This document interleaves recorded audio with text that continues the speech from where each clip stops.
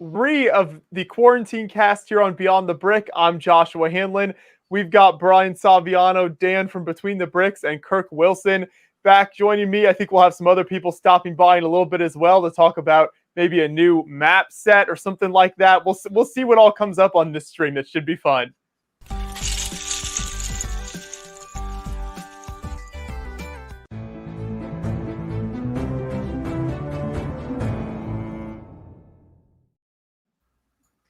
So if all goes as planned, we will have a couple of LEGO designers joining us in about a half an hour to talk about a set that Brian, I think, have you already been working on it? I have been working on it because it being 11,000 pieces, I wasn't going to solely build it on today's show or the course of the shows throughout the next year, because that would probably take me that long to build it. So I've gone ahead and started on a set called the World Map. It is the newest of the art sets to be released on June 1st on LEGO Shops and Lego.com. So that's the instruction manual for it. Basically, the gist of it is it's a big, giant map and in the style of art. So it's incredibly flat. It includes studs and tiles on it. So I did receive it for review. Thank you, Lego, the big red brick in the sky, for sending this through.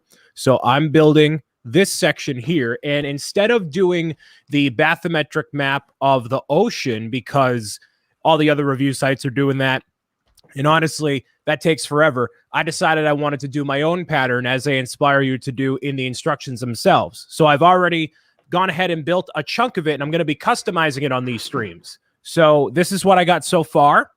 Ooh. It looks like, like I said to a few other people, it looks like the background of a late night TV talk show because of Larry it being King's show. Do you remember Larry King's old show? Yeah. So much what that reminds me of. Right, exactly. So like if somebody, in Hollywood wanted to be like, oh, I want like a background to make it like super pixelated, but I'm a Lego fan, you could totally buy a bunch of these and make like a whole wall full of this like pattern. It's really, really cool.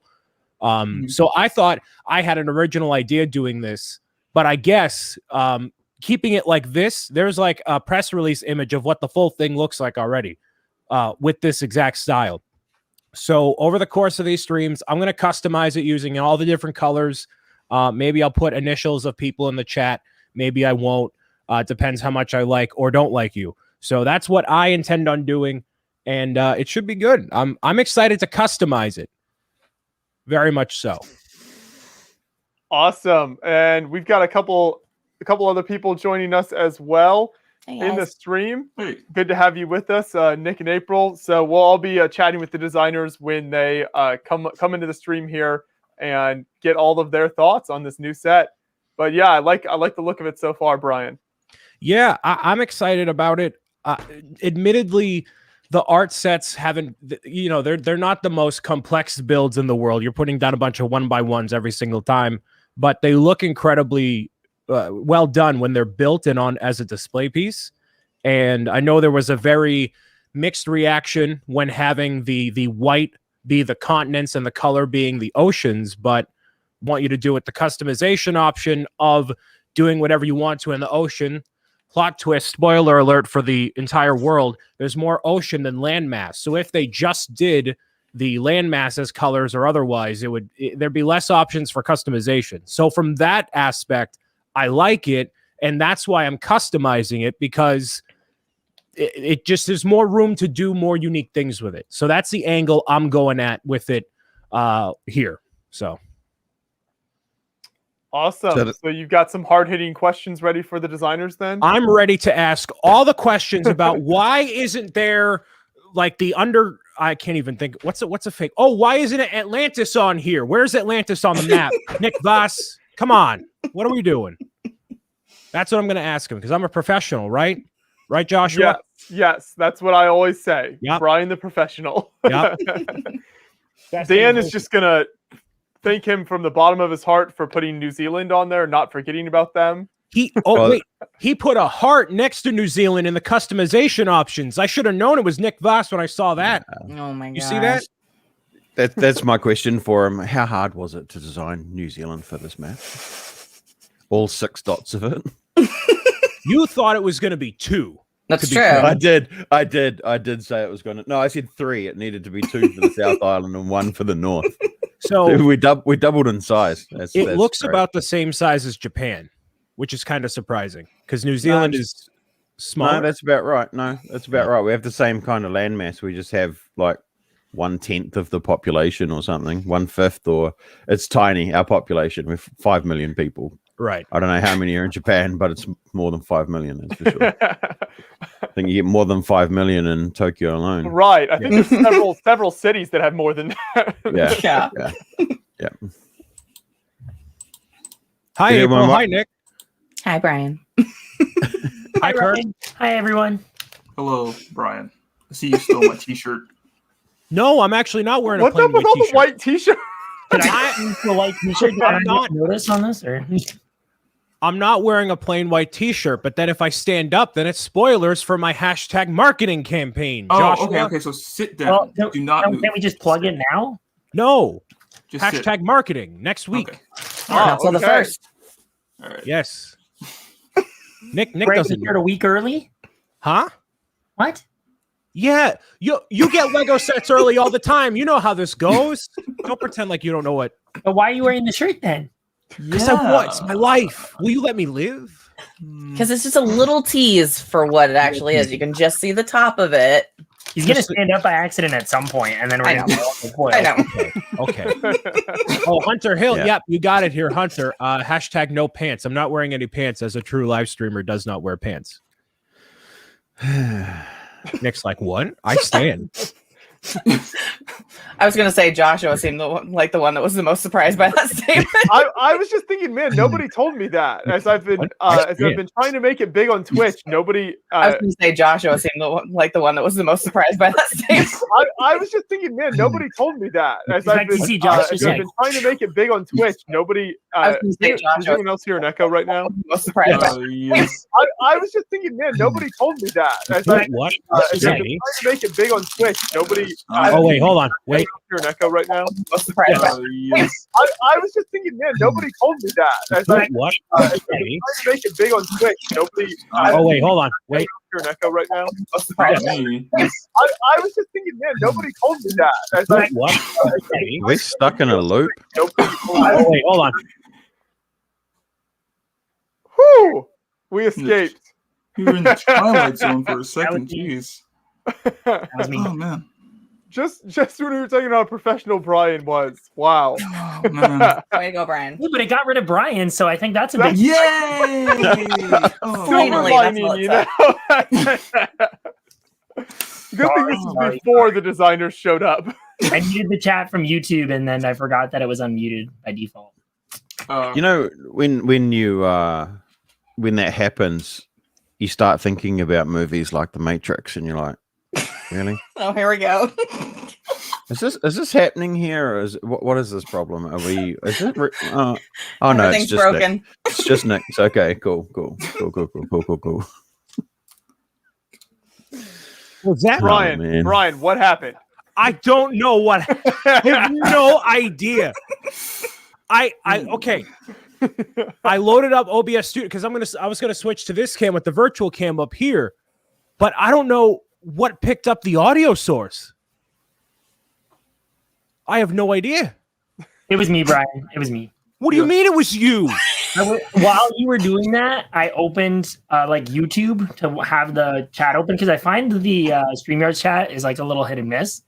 And when I did that, it was unmuted, and I didn't realize that's what was bringing the audio in. Like, I don't even know why it's capturing that, but yeah. Well, because I'm doing the same thing in OBS. I'm doing like the virtual camera, and then I thought I had my desktop audio on, and it was like looping and looping and looping. That's why I left.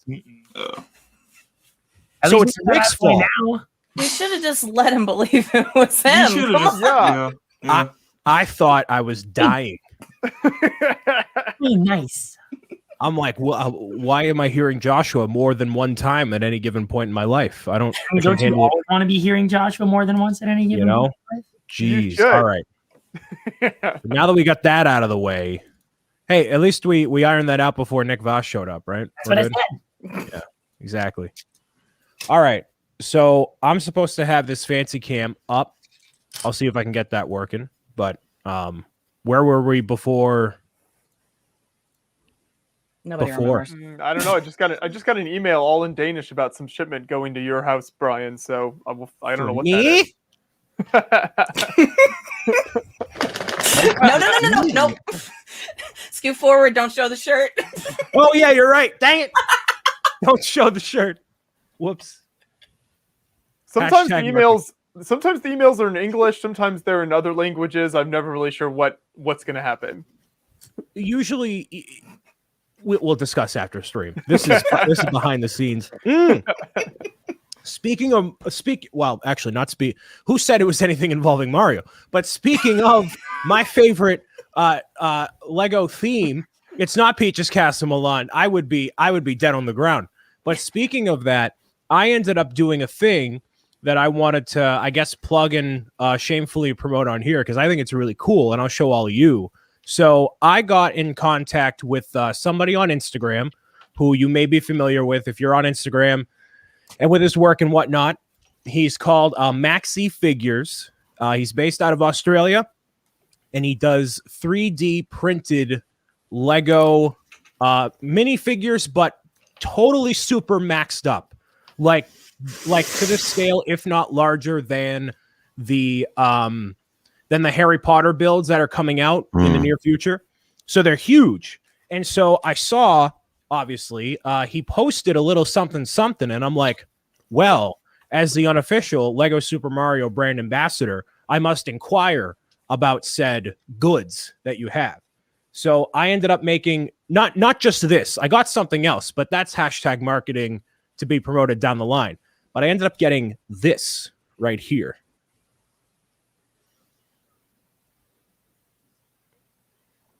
So that is a 3D printed Mario.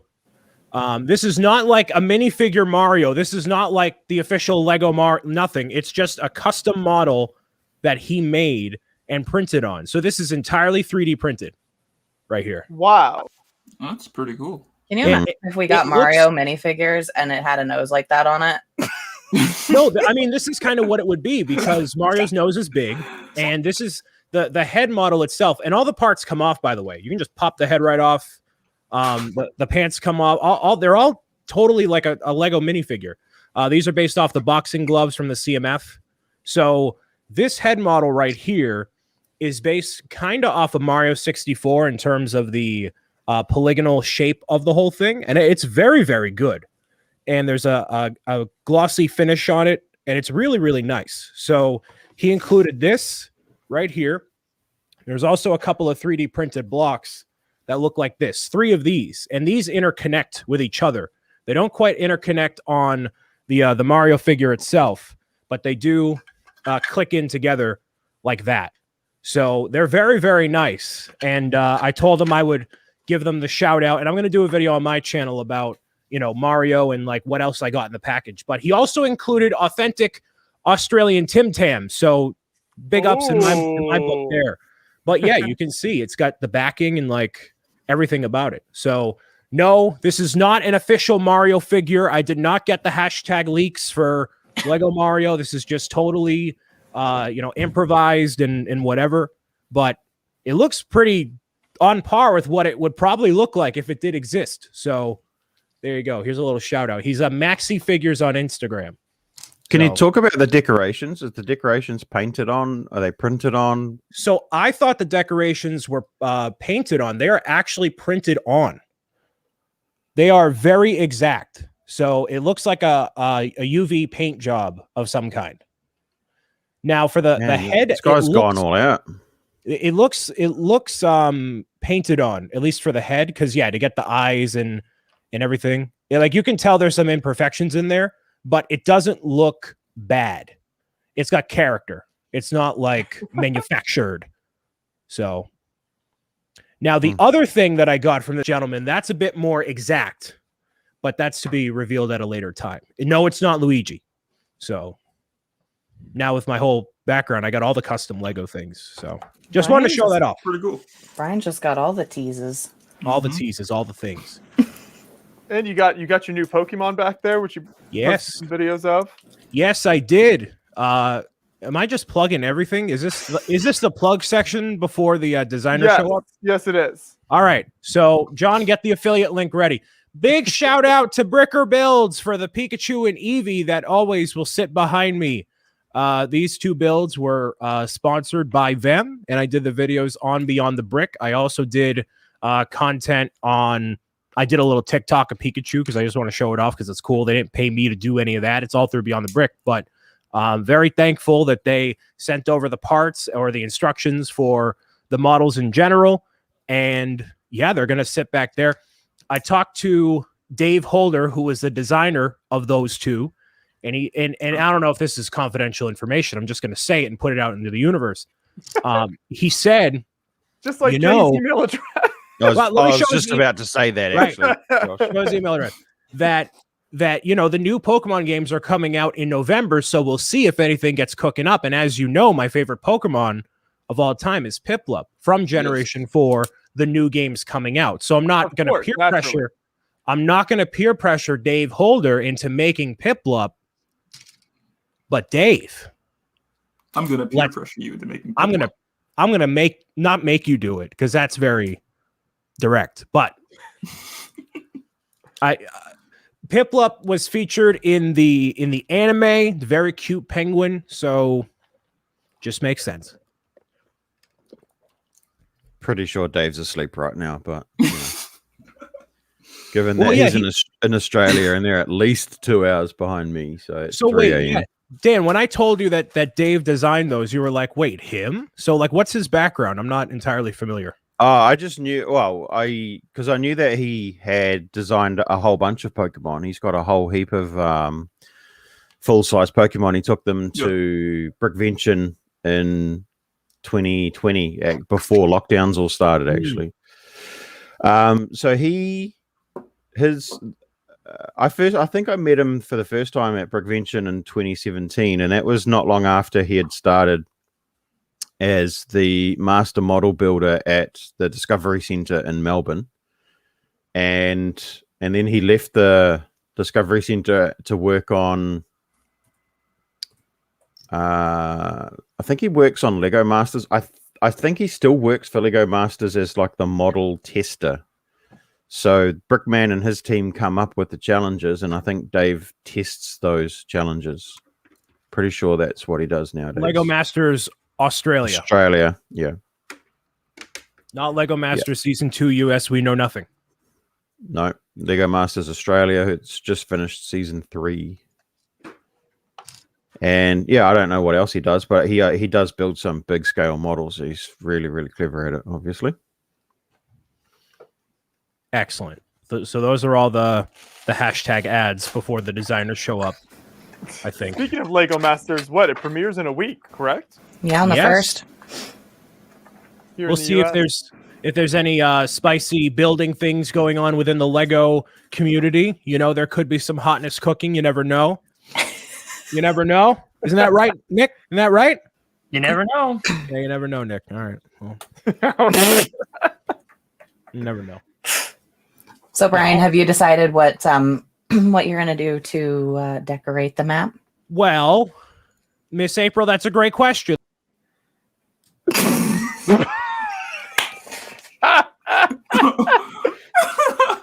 Wow, Brian is really on point today.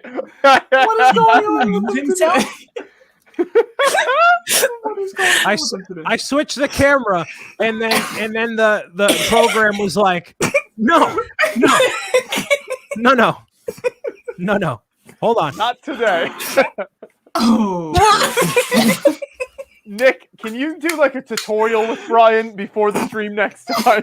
Yeah, I'll take care of it. I'll make sure to show him how to be a professional streamer, because clearly I also know how to be one. Demonstrated. If you can't keep it more professional, Brian, we're going to have to rethink things here. Okay, so I have whatever. Let's try it again, kids. Are you ready? Yeah. Oh, it's upside down. Dang it. It's upside down. All right, hold on. Just turn the map around. Don't try and move the camera. Okay. Hey, look at that, everybody. Look at that. So what I'm going to do is I'm going to use the various colors that are included in the map. I haven't even opened up any of the colors because I was doing all black and white. So this is not North America. This is America. So we're going to take America, and we're going to use, you can see all the Duncan. You can see, I'm going to take the colors and I'm going to put them all around the sides here and basically make like an outer glow around every region of the map. And then obviously there's too many colors and they'll kind of meet up. So I'm hoping to get this nice outer glow around everything. And then where there isn't an outer glow, I'll do some pattern or something, or put initials for people or something. So I'm going to start with that. And I'll probably start with, I don't know, which color should I start with for the first part of this glow? I got medium azure, lime green, orange, yellow, coral. I'll take suggestions in the chat because I think there's enough to do at least, enough for this section right here. So what do I start with? I'll take suggestions from you guys. I'm certainly not biased towards lime green for any reason. No, not at all. You can even see my address. Get this all over here. Jeez. What a professional. Milan says coral. How about more white? No, I think I'm all set with that. The green would probably be better for like exemplifying the land masses, probably, right? Yeah, That's fair. So I'll go with green. So sorry, chat, we're not doing coral quite yet. I'll do coral second. So I'll start on that, and I'll let you know how it goes. So I'm going to swap I'm going to swap it around real quick here, and then hopefully get it working. But do they give you a bunch of like suggestions on different ways to build the map and like different designs, or what's that like? So the only thing they do in here is they basically show you that you can flip around the different segments to show whatever you want the focus to be. So if you want to have Australia, Japan in center focus, you can. If you want to put Africa in the middle, you can. And you can really do it whatever way you want to. They have you build. So let me see. Yeah, right here. So section 1 is basically half of North America. Then the second section is the rest of North America, all of Africa, half of Asia. And then the third section is Australia, and Japan and all that. So, and all of Antarctica is on the bottom. So they have you do it like that. So it's kind of in thirds, but the middle section is big, but you can take your own pace you want to. You build it strip by strip all the way down, and then you connect it all. So, yeah. Gotcha. That makes sense. I like that they have Antarctica on there as well. Yeah, and that's you've got to put a little micro version of your Pokemon friend down there. My who? Whatever that guy's called. Your favorite Pokemon. That guy? Piplup. Yeah, that. That's a penguin, not a man. Okay.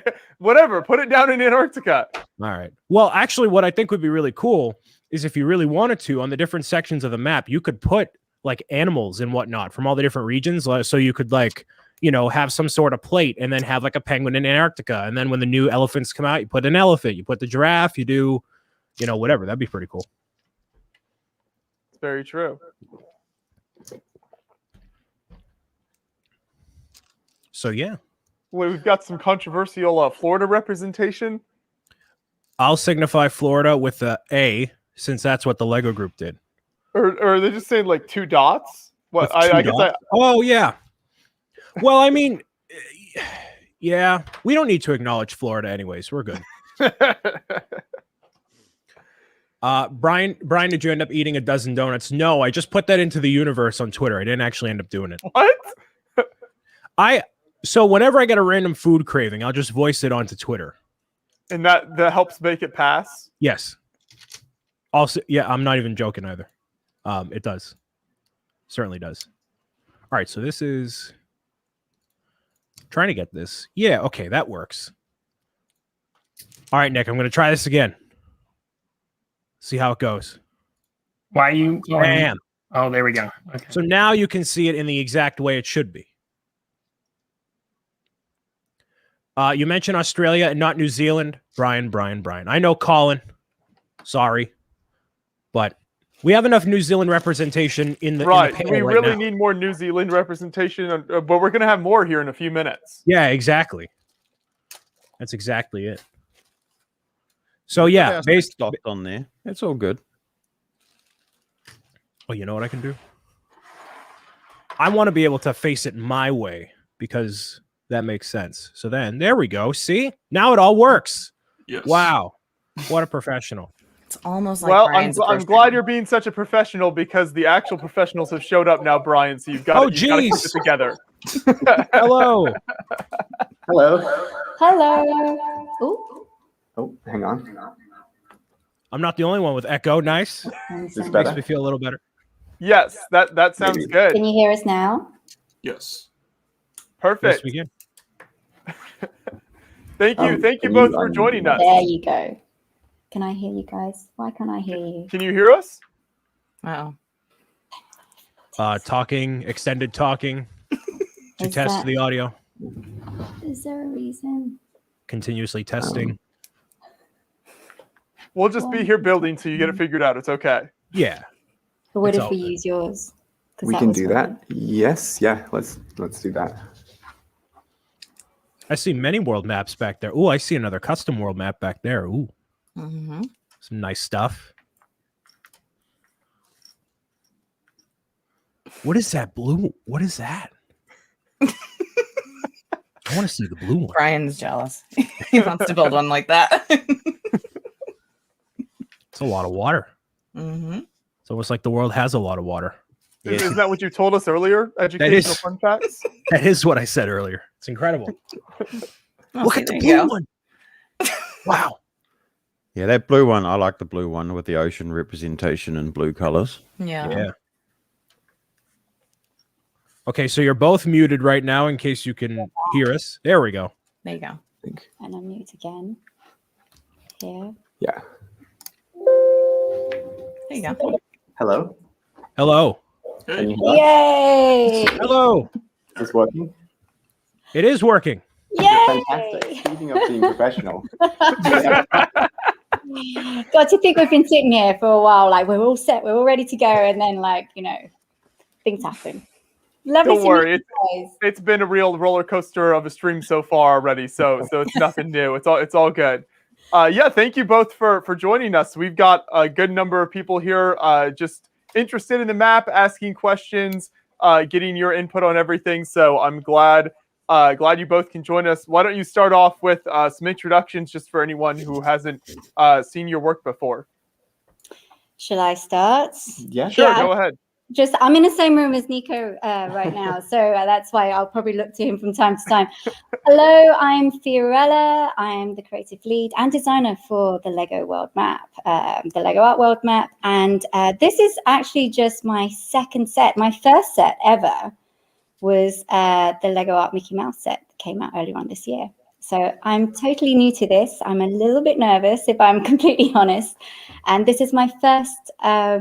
My first live stream with the fans community. Awesome. Well, thank you for joining. So you said this is only your second set. Are you new to the company in general then, or have you just been working in other areas before this? I'm not new to the company in general. I've been working in other areas. So I've been at Lego for about 5 years, and prior to working in Lego Art, I was working more behind the scenes at Lego in the design management sort of area. So much more about how we design, how we inject more creativity and inspiration into the design organization. And it was just one of those things where, one day, somebody had approached me because my background's in graphic design.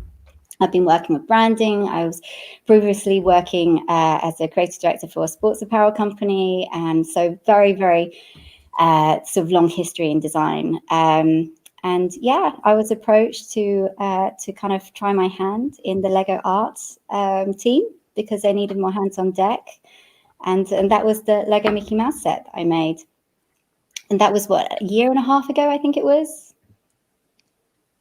Well, we're excited for more projects from you. And Brian actually has the map set here, so he'll be the one who's actually been hands-on with it, and we'll have more of the questions about the build so far. But before we get to that, Nick, I know we've had you on the channel and streams and things before, but for anyone who hasn't seen your work and seen you before, tell us a little bit about yourself.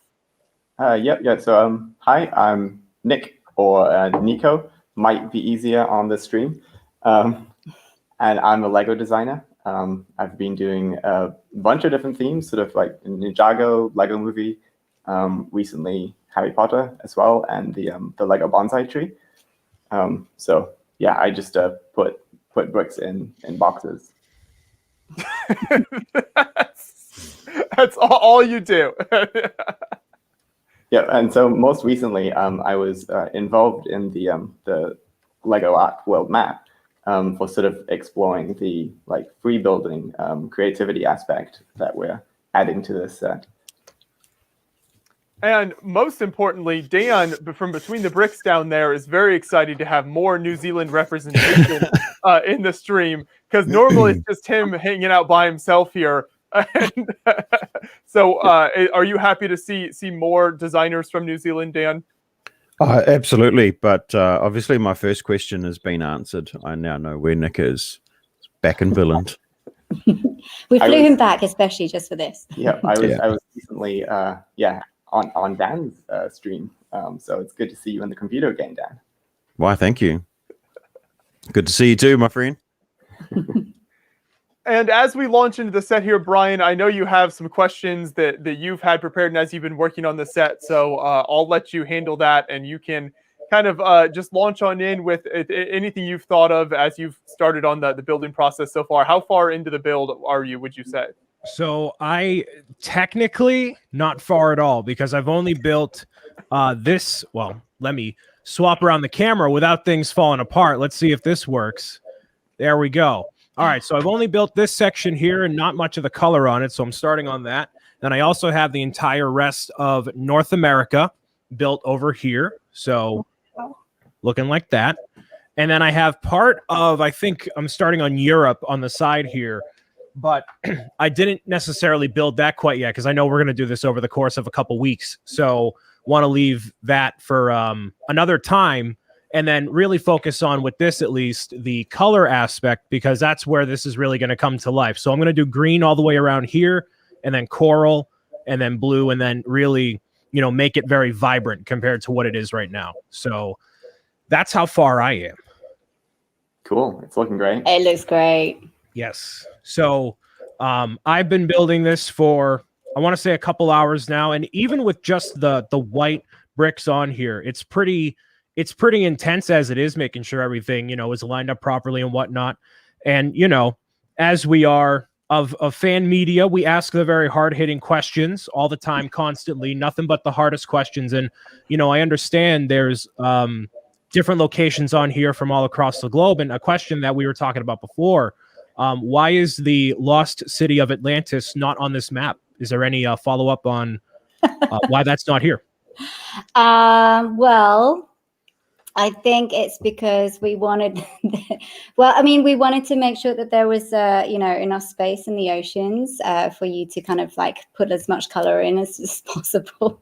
But no, we didn't put in the Lost City of Atlantis in there. But maybe, you can add in your own. You can add it in yourself. Well, that makes sense. I just wanted clarification, because there's so much going on with this, there's so much going on here. So, okay, that makes sense. That makes sense. I'm glad we cleared that up, Brian. Okay, good. Yeah. I'm not very good with maps myself, so where should Atlantis have been? That's the Bermuda Triangle, obviously, down there below Florida. Yes, clearly that's where it should have been placed. It's common knowledge, apparently. Yes, I knew that, Joshua. Thank you. You're welcome. I just wanted to jog your memory. Yes. No, it's greatly appreciated. So, a more,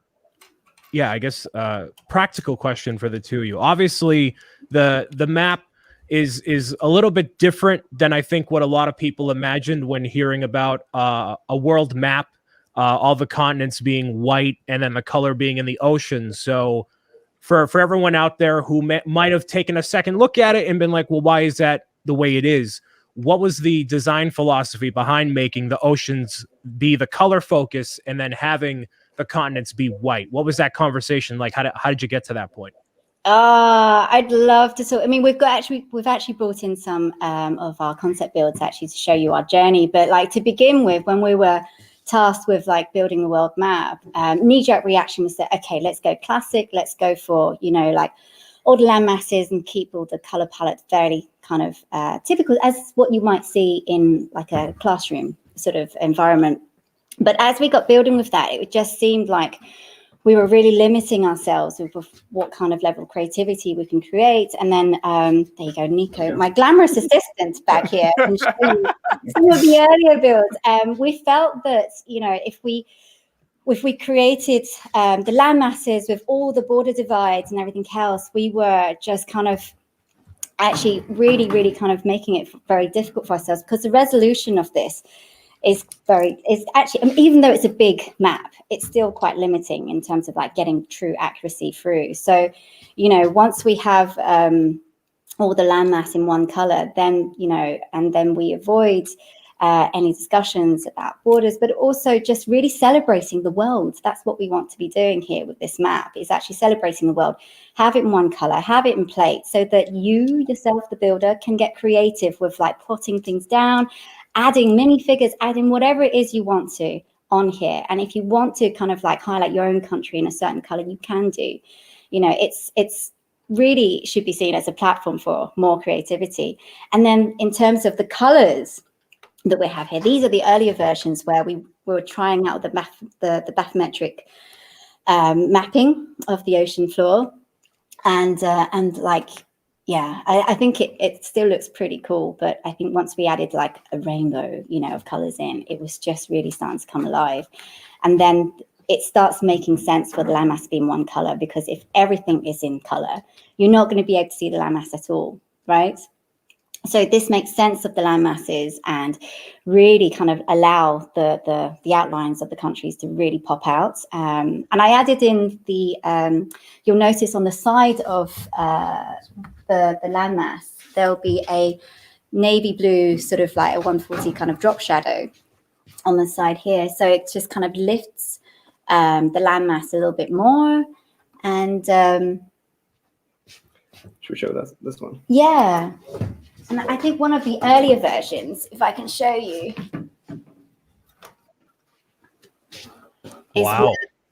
Yeah, this one, we went completely crazy. So we swung them completely the other way, where there was no logic to this at all. And I think this came out of a conversation with one of our other designers who was going to India for the Holi festival. Was it Andy? I can't remember.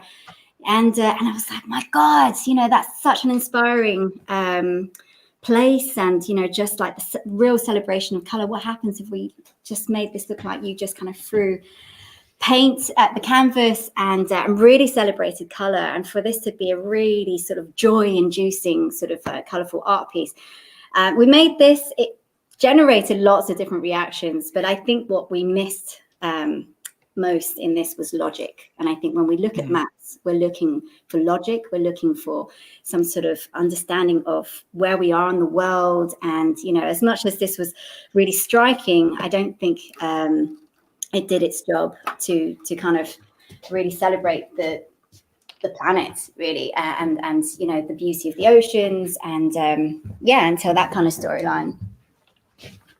No, that makes sense. And when I opened up the box for the map, I was taken aback by like, well, that's very interesting. Okay, the bathymetric maps of the ocean, understandable. And then it wasn't until I saw in the instructions that it was, I mean, obviously in any Lego set, you can take it whatever way you want to and customize it, creativity, input. But with that really changed the entire perspective I had on it.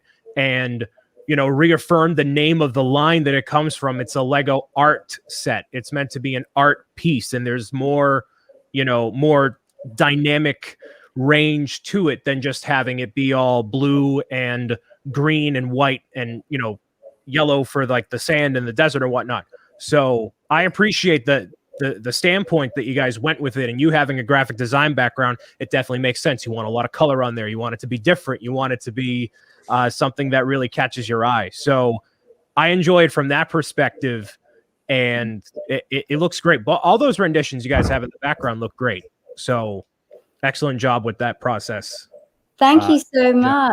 I mean, it was there was an awful lot of sparring with all the different designers, you know, with lots of different sort of designers around, and I had some sparring with colors, like what colors do we use? Do we go for more earthy tones, more kind of grown-up looking, or do we go for something really vibrant and joyful? Actually, I think really when we look at why people put things up on their walls, you want something that kind of brings a smile to your face. You want something that kind of brings a bit more light and vibrancy, and and so this one, I think we just kind of, I think somebody put it as like, it's like art and geography kind of merging together. So we thought this was quite a fun way of looking at it.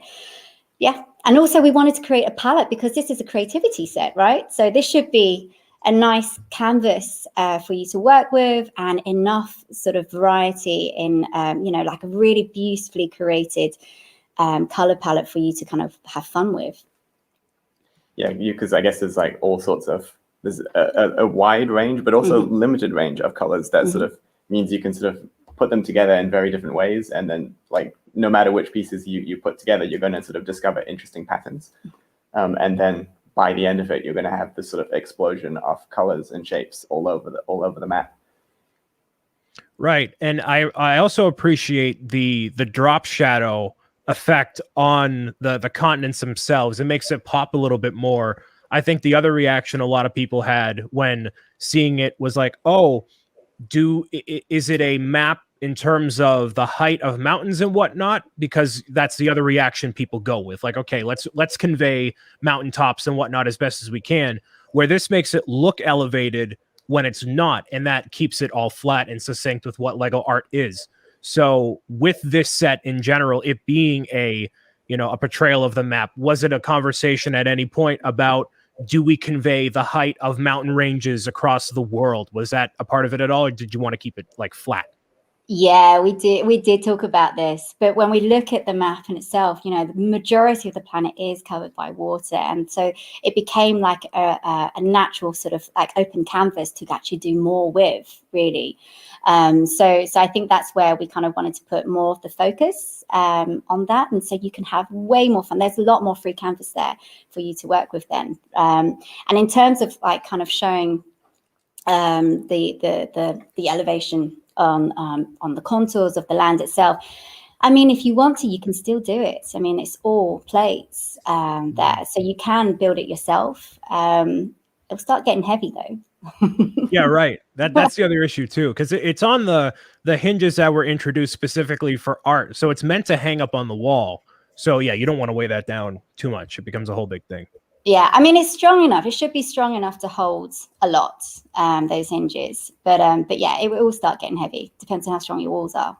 Yeah, I like that you included a few different cones to put locations on the map. That's a nice little touch, because a lot of people like to put a magnet or a pin on their map. Wherever they've been, the O'Hanlon's board over here would be entirely pins across everywhere because they visited everywhere already. We do have the board right here in the studio next to me with all of the magnets, and then our map of all the places we've been to. So I very much appreciate this idea. Yeah, exactly. Out of genuine curiosity, how many pins can you put on the board for each of yourselves and where you've been in the world? Ooh. 6 places. Been to 6 places in the world. Is that all of New Zealand? You just put 6 cones around there? For me, I think it's around 10 to 12, I think. I appreciate John switching you two around, because now this makes a lot more sense. This makes a lot of sense. The map is connected. Yeah. Like, hey, there you go. That's perfect. These crossover episodes get really intense. Yeah. That's perfect. Yeah, maybe I can even move my screen over a little bit so it matches. Does that work? There we go. It's like a double world. Whoa. Yeah. Great. This is high tech. Are the cones pink? The cones. No, are they pink? there'd be too many of them that way, wouldn't there? Ah, they're not pink cones. No pink cone cam here. Okay. Dan, thanks for the hard question. I'm confused. Yeah, We need a Jang here for that. Come on. Right. Right. Can I ask Nico if there is a frog themed map somewhere that has been made? I hope.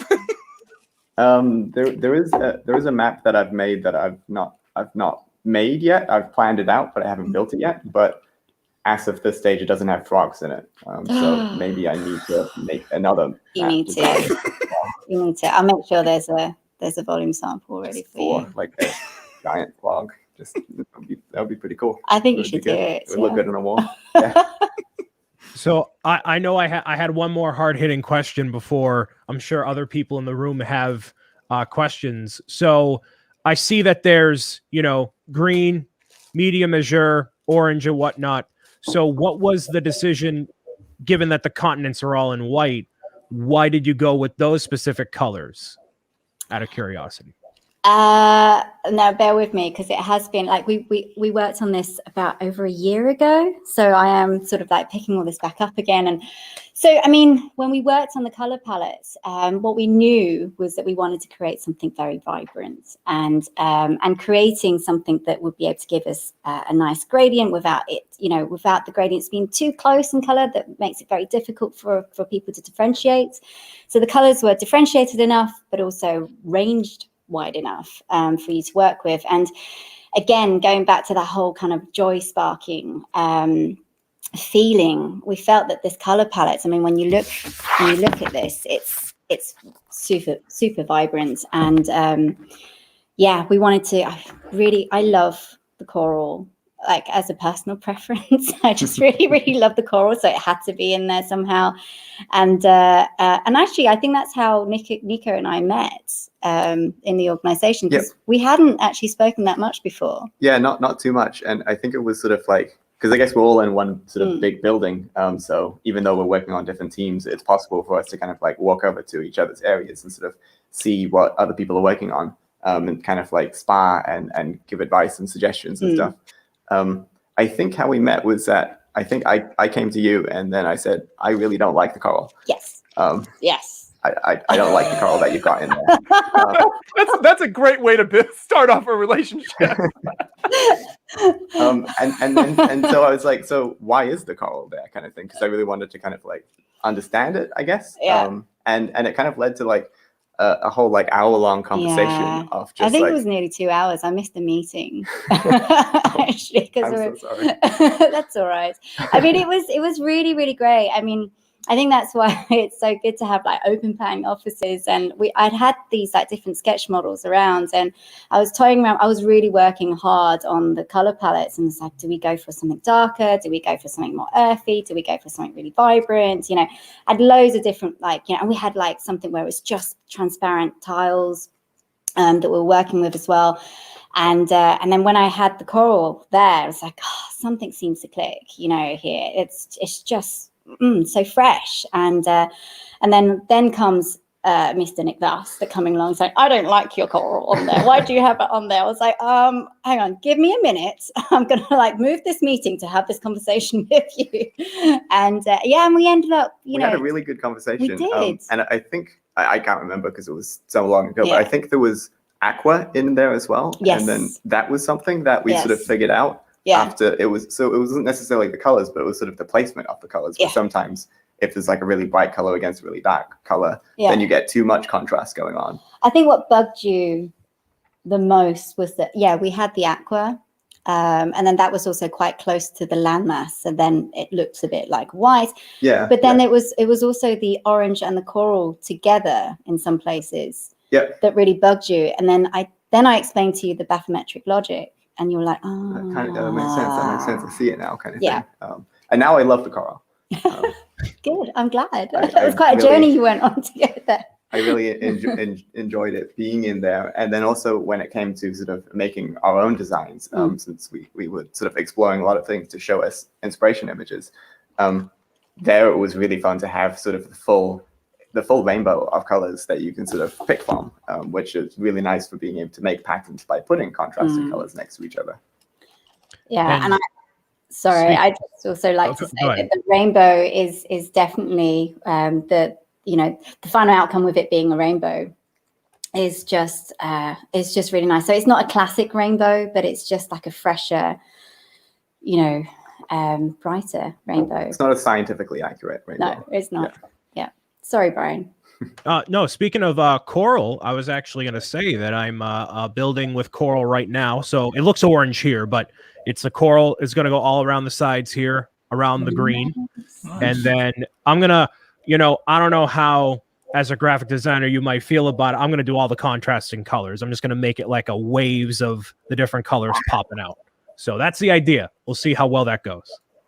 So maybe I can bring up another map, I guess. Yeah, I think it's time Nico brings out this other really special map that was born out of the conversation we had as well. It's frameless, so it's a little bit. It's not a frog map. It's not a frog map. It's not a frog map. That's you. Look what the rainbow can do. Wow. Yeah. So, Whoa. yeah.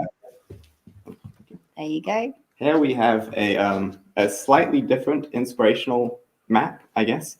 And this was sort of a prototype that I made using sort of an earlier set of the world as it was at that point in time. Mm-hmm. To just kind of experiment with how the free building side of things would work.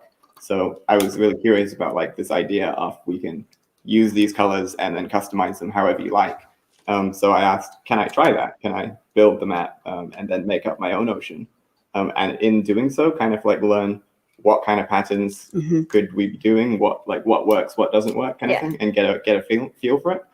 So this map kind of has like a whole quilt kind of design where essentially each section has a different like pattern that I was trying out, and then sort of working your way down, I sort of went through the whole course of building this. So much like what you're doing, Brian, where I sort of built out the land masses first and then started filling in the ocean. Yeah. Just to experiment with different ideas for pattern making using this kit. Yeah, but I think it also like what's really beautiful about this is that it really shows like the social building sort of like opportunities. Oh, I can come into the picture now. It also shows the social building aspect of this as well. I mean, it looks like 10 different people had created this. Yeah, so I mean, this is the biggest Lego set ever by part count. So it does take a long time to build. I think this maybe took me around 14 hours or something. So yeah. So with good music, that helped a lot. But it is much more fun, I think, when you're like doing it together with a group of friends or a family, like as a big project. Collaboratively building different sections and then decorating it how you like. Yeah. And then seeing it all come together is a really enjoyable process, I think. So we actually did that for the world map the sort of creative world map that you see in the instruction booklet. Mm-hmm. Yeah, the one you see on the box itself, where just above the piece that says "Customize the Ocean," and you have this like another really incredible kind of like multicolored, like sort of patchworky like build. Is actually done with I think I held like a pizza night, and there were about one evening. If you say that there'll be pizza, then you get a lot of. It was a good lure. Yeah, I think we had about 15 to 20 people coming in and out, and yeah, they got down to it, and they had so much fun. There was just lots of chatter. And people were just really, really into it. And some people got a bit greedy with like, I'm going to do all this whole area. Or I want all of this color. Yes, yes. So it was fun. It was really, really fun to build together. And it didn't take us as long as I thought it would. I think it took maybe about 3.5 hours. I think there was. No, less. There might have still been some pizza left over by the end of it. Yeah. So about 3.5 hours, and then some pizza eating, some chatting, So it was. It's one of those sets where it's so big, it'd be a shame not to rope in some friends or family to kind of help you out with it, and download the digital sort of building instructions to kind of have fun with together. But it just, so you can really get to see the true sort of impact of the color palette coming to life here. And of course on screen you don't really get to see what this looks like. Yeah, I don't know. I don't think coral. I think there's just so much chroma in there. So vibrant. Yeah. No, it's a beautiful looking map, and I mean, pizza and Lego is definitely the way to win anyone over in any context at all. As a suggestion for anybody watching, thinking about the map too, like what you could do, since all of these are on those individual panels, if you wanted to give a couple of your friends a couple of the panels, customize them all. And then what you could do is take it like a puzzle. You're like, all right, what section goes to North America and Europe? And then you all kind of work together to like figure that out, because it's specific enough that you can figure it out, but just vague enough that you're like, wait, do I really know Africa as well as I do? Okay, it should go this way or that way. Like, figure it out. So all of that combined sounds like a great idea. One of the things that you can do is use the like black pins that you're using to connect them. If you put them in two of the sides, then you can kind of like keep track of which way it's up with the pieces, just so you don't have that extra element of sorting to do when you're putting it back together. Yeah, for sure. That's so I mean, that's everything that I had on my docket. I don't know if you guys, anyone else in the panel has any burning questions. I'm sure Dan does, or Nick does, or whoever does. I do. I've got one burning question for Nick. Because I know that Nick likes to come in and snipe his little credit when it comes to designing sets. So, let's just take a look at the Brick Bank, for example. Nick's got it up on his list of sets that he's designed. He just did the tree in the corner. Did you design New Zealand for this map? No, I did not design New Zealand. Did you design the country, Nick? I did not design New Zealand. No. It was Wow. I wondered whether that would actually challenge your design prowess to figure out the combination of those 6 dots. No, I really love how New Zealand turned out. That's always something that I think whenever people were coming around the office to look at the world map, they were kind of thinking like, well, how does the country that I'm from how well is that represented? And I think you got a lot of input from a lot of people about those exact we're a really international company as well, so like anybody that walked past, it's like, where's my country, where is that represented? And so we even have actually, when we're talking about really, obviously because of the resolution and the pixel resolution on this, it's really, really hard to kind of get the smaller islands around, but even in the Pacific Oceans, I was hopefully able to put in New Caledonia, which is one of my ex-teammates in Lego organization as well. She's from New Cal. So that's somewhere in the Pacific Oceans around there as well. I think we're able to fit that in there for her as well. Yeah, so that New Zealand made the cut.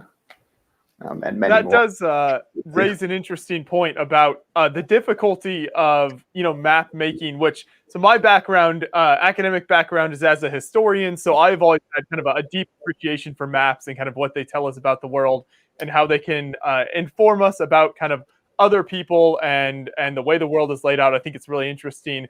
But one of the difficulties with map making is getting those lines right and trying to actually capturing what the world is like on what is generally a flat surface. So you touched on that a little bit there, but what were some of the difficulties of capturing, the coastlines and all the different intricacies of the layout of the world at the scale?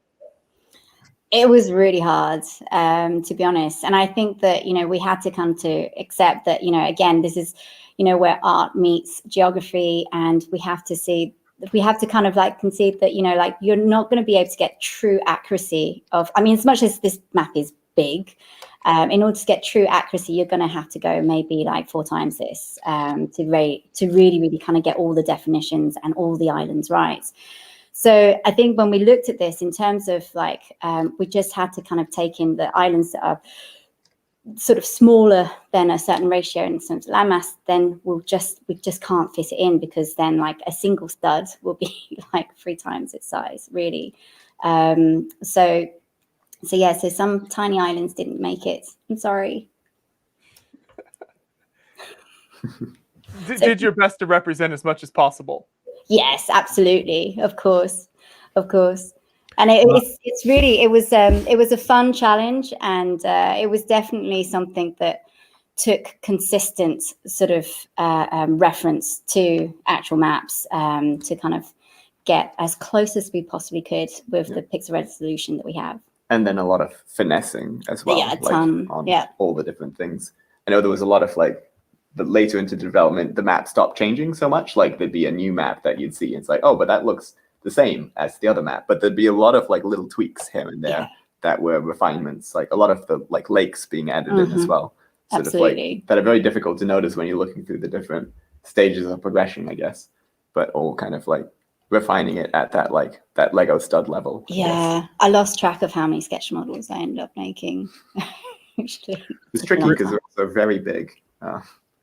It takes a long time to build each sketch model. Really quickly before I know Brick and Nick has a question.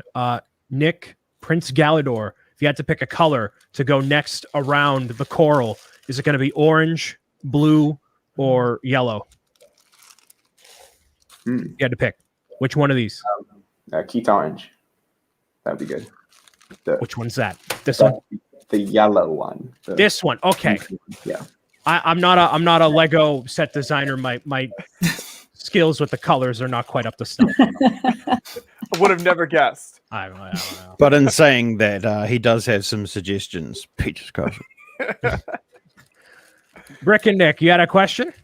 Yeah, I think I have two. So it was, when you showed the one that you did, Nick, I had to say it was awesome to see the shout out to the classic Lego online PC game. I think it was called Brickbot. I'm not sure I'm remembering that correctly.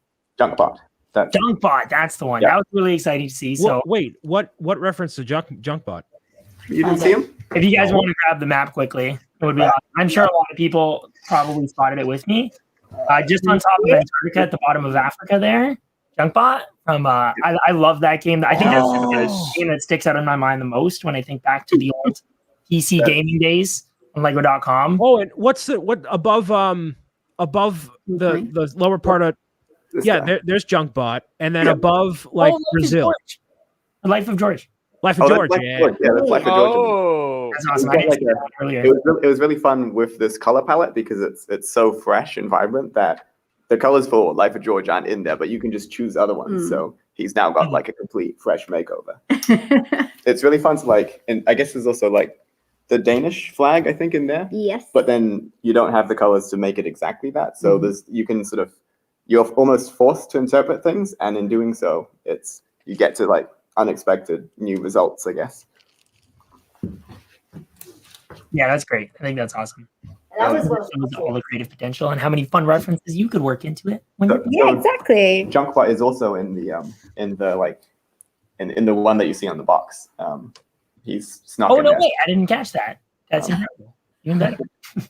And then my next one was more about the design of the set itself. I can imagine there were probably a wide range of sizes you guys were looking at for the map. Like, what was the smallest map you had tested? What was the largest? How did you kind of settle on this as being the scale? And then maybe even tying into that, like, were there pressures with this basically becoming the largest set ever made? Like, did you feel like that was kind of an added factor into like, oh my gosh, I'm designing the biggest Lego set. How's this going to turn out?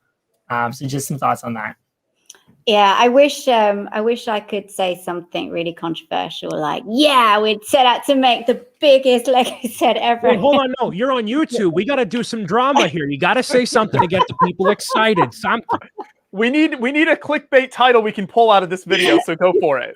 So I guess at first we didn't know it would be the biggest Lego set ever. No, we definitely didn't set out for it to be. I think that we settled on the size that made the most sense for us. I mean, this is like the smallest size we can get a decent depiction of, a decent sort of level of accuracy. I use that term loosely here, but like just enough for there to be a good depiction of the land masses and everything else, but also we were also really wary not to make it so big because, I mean, how much wall space do you actually have for most people, right? So we wanted this to be like big enough for it to be able to depict the world with a good level of detail and accuracy, and but also, yeah, I think that's really the logic here. So 40 plates it was, and then for it to be at over 11,000 pieces, that's just math. Like, I mean, like, just to cover all the studs on the canvas plates itself was like 10,640. sort of like studs. So just to cover that was over 10,000 pieces. And then we had to add in some extra, you know, in terms of overdose, so that you had enough of a color palette to work with if you're going to create something of your own, and so on and so forth. Otherwise, you'd just be left with a ton of, like a lot of teal, right? So it wasn't very controversial, I'm afraid. But sometimes it is nice to kind of like just look over at rock and say like 11,000 pieces. I think to certain individuals, it was like individuals working at the company, it was very controversial. Josh, I'm gonna have to say something spicy before the end of the stream to get that clickbait title. I'm sorry, man. We gotta figure something out. We'll work on it. Okay, cool, good. There's a. Go ahead, Brian. No, I was gonna open it up to like if April had any questions or Kirk or. I was gonna pull something from chat here real quick, and actually, this is something I think Brian, you kind of touched on this before the designers joined us here, talking about kind of the layout of the map and how the design that you guys decided on, and then also how that can be switched up based on the way that the map comes together as you're building it. So talk a little bit about that design idea there. So in terms of, sorry, I got distracted by something popping up on my screen. So you're asking about like, you know, how did we come with the projection of the map, or how did we come to kind of like switching up the different sections? Yes, yeah, kind of all of that together. So like the projection that you came up with, and then also how people can switch that up if they want to do something different with it. Yeah, so first of all, there are so many different projections. It just seems like there is no right or wrong way. I mean, in terms of like, you know, there are increasingly more and more accurate projections going on, and the technology is getting so much more sophisticated for us to get a super accurate projection. But what we also wanted was to make sure that we had a map that people can recognize as well, because I think some of the super accurate ones were ones where it didn't look like a map you recognize. So what we did was that we looked at, I think in 2018, there's the Equal Earth projection, which was actually deemed perhaps one of the more sort of reliable maps there was. And we actually have a mapscaping, I guess, experts that we were kind of sparring with continuously in terms of how do we kind of like work with which projection would be best. And Equal Earth was definitely the one that was recommended. And then when we looked at that, you'll notice that the Equal Earth map is curved around the edges, right? And what we needed to do, because it's Lego, and also because we wanted to kind of be able to, we wanted to enable you to build it in sections, we kind of had to square it out a little bit. So it's kind of like the Equal Earth projection squared out, so that you are able to kind of like switch the sections around, so you can put your world in the center of the world, if that makes sense. Does that answer your question? Yes, yeah. No, I think that's definitely what the chat was wondering about as well. Yeah. So, I mean, like you said, there are so many options out there. It's hard to decide. But the great thing is, yeah, you can customize it and mix and match things yourself as well if you want to switch around the look of it. Yeah, definitely. Yeah. What was that, Kirk? No, I was just saying yes. But I do think, in regards, it's not really a question, but more like feedback in regards to the set. I think that it's a great looking set. I feel like it's gonna definitely help a lot, like maybe with like the education and like teachers and stuff that may make this like a project for their students to like build across however like long of a time span it might take, and then be able to put it on the wall and use that as like a source of teaching. I think that would be cool. I feel like that's something that they would definitely use it for. That would be amazing. That would be great. Love to see that. Yeah, definitely. That would be really, really awesome. Yeah. And yeah, if anyone does, I'd love to see pictures to see how people customize it and how people use it as well. Yeah. I'm just about done with Keytorn, so I'll give you an update on how it looks once I complete that. April, did you have any burning questions? I don't know. I guess besides my frog question, which was my real burning question. So the frame around the map is obviously white, and we've had quite a few art sets so far that have all had black frames. Was there a reason specifically why we decided to go white for this one, or? Yeah, also to do with the color, really, April. I think when we look at all the previous art sets, they've been very cinematic. They've been very sort of, you know, it makes sense for the frames to be black there. But when we look at the world map here, when we put the black frame on there, it definitely kind of tone down the vibrancy of the colors. And, you know, by having the white frame there, it really lifts everything up. And I think black frame, white frame, it really divides people. When we had a lot of the white frames, when we had the white frames out, there were so many people in our team that were like, oh, I only have black frames. And, you know, but actually there were just as many people who were just longing for a white frame to come into the picture. And we feel that actually it just lifts the colors up a little bit better and frames the artwork better. Yeah, I totally agree. I was really excited to see the white frame, because I guess now it means that the frames could be any color. So. Definitely, yeah. Brian, that's looking great. Yes, I would say so. So I have the coral, Keat orange, lime green. Now, I don't know who's going to decide it here, but I have bag 1 here. That's green. And then I have tan. What's this? The colors convey it all wrong on this webcam here. This is not quite medium azure. What's this one? Is that the more greenish one? Yes. It's teal. It's like a teal, yeah. Teal. Okay, it looks like dark blue on here. Yeah, it does. I don't know why. So which one should I go with? Either people in the chat or in the room here. Which one of these 3 should I go with? So one thing that I was doing when building some of these sections was just using a dice, Ooh. and then just like assigning numbers to all of the colors, and then just rolling a dice and then letting that decide. Use several dice. Yeah, you can. I used several dice at one point. It's like having like just. I think you just searched on Google for a dice, and then you can just have like 5 of them running on a click of a button. Oh, but that's effort. I wanted like a clear. A lot of people in the chat are saying tan. I'll go with tan. As much as I like the dice idea, I'd rather just read it on screen. And I didn't have access to chat. Right, right, exactly. Do you find though when you're rolling the dice, you just keep rolling it until you get the number you want? I was very meticulous about it, so I was only altering the odds occasionally. And just going back to your newfound love of coral, can we expect to see coral frogs in the future? Nice recolor, new set. I would love Hashtag heard it here first. I can neither confirm nor deny what may be happening in the future. Man, we need clickbait though. Come on. All right, no, it's fine. It's fine. It's all good. There were a couple of questions in the chat about a couple specific areas on the map that people thought were interesting. So I noticed both India and Greenland, people thought that design there was a little, like, I guess when compared to a typical map, looked a little different. So if you want to maybe dive in and maybe use those couple areas as examples of some of the ways that you tackled designing specific parts of the map for India or Greenland. Yeah, I mean, like, you know, we were using, as I said before, we were using the Equal Earth projection to actually, at the very, very beginning, I would start on a software digitally to kind of like trace the projections actually on screen first, and then to kind of work around it.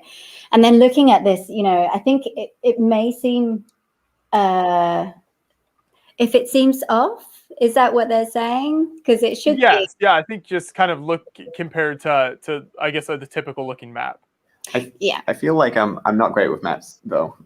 I was just doing the ocean, but I feel like India in particular looks smaller perhaps than you'd expect, because it doesn't have the borders. So a lot of India that's sort of like not coastal, you can't see the edge to it kind of thing, because it's all one color. Yeah. Gotcha. So maybe it looks a bit off. Yeah, no, as we've discussed earlier, you know, there's so many different, you know, coastlines and all the different angles that you have to capture with that. So I'm sure it wasn't easy getting it all correct. And yeah, you have to compromise or make certain design decisions along the way to make it all fit within the frame. Yeah, and again, you know, there is so much you can do to customize this map to, you know, if you really, really want to enlarge India or Greenland, you know, you can do if you want to. That's something that I'm really looking forward to seeing that people do is just making other maps, I guess, with this map, because the quantities that you're getting, there isn't anything stopping you from sort of just coming up with a completely different layout, whether it be another like projection of the world or just a different world entirely. Exactly. What I really want to see is somebody build the map, but then put their country's flag in the ocean as the entirety of the background. That's what I really, really want to see. So hopefully when somebody gets it, they'll have the parts or the imagination enough to do that, because that would be pretty cool. Come on, Brian. That was your big opportunity. Well, but I already had this idea before. I wanted to roll with this and express my creativity that way. I think it looks great. Also, a lot of possibilities for things, and people have pointed this out in chat, like Lord of the Rings kind of fantasy type maps, stuff like that. Have you, Nico, or have either of you guys done anything with that? I have something that I've made, but I'll be showing you a little bit later. Yeah. Oh, that's the clickbait title. There we go, ladies and gentlemen. We got it. We got them, boys. Nice.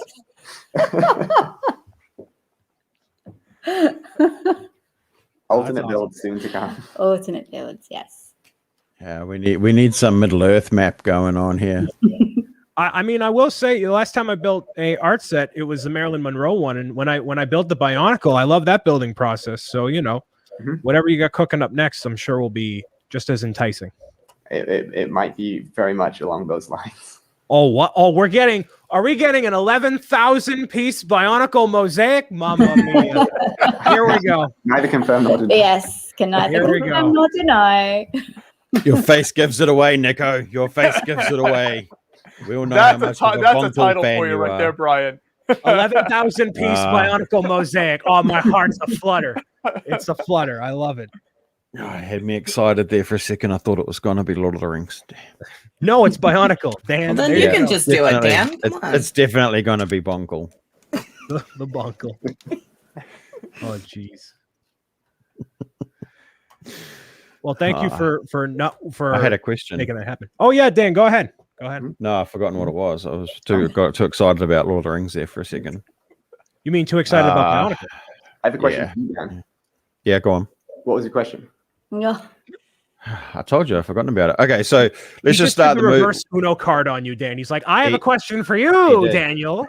He did indeed. Well, we can set this up for a hashtag. So going in the future, obviously you guys want to see a whole bunch of maps, a bit like the bonsai tree. So what hashtag Lego World Map? If you're posting pictures on Instagram, Twitter, is this a thing that we can make happen and we can follow along, and you guys can follow along and comment and like and all that sort of stuff? I will be tracking those hashtags. That would be awesome. Brilliant. What everyone's going to be building. Okay. Well, we'll make it happen. Okay, Joshua, we need to make this happen. Can go under there.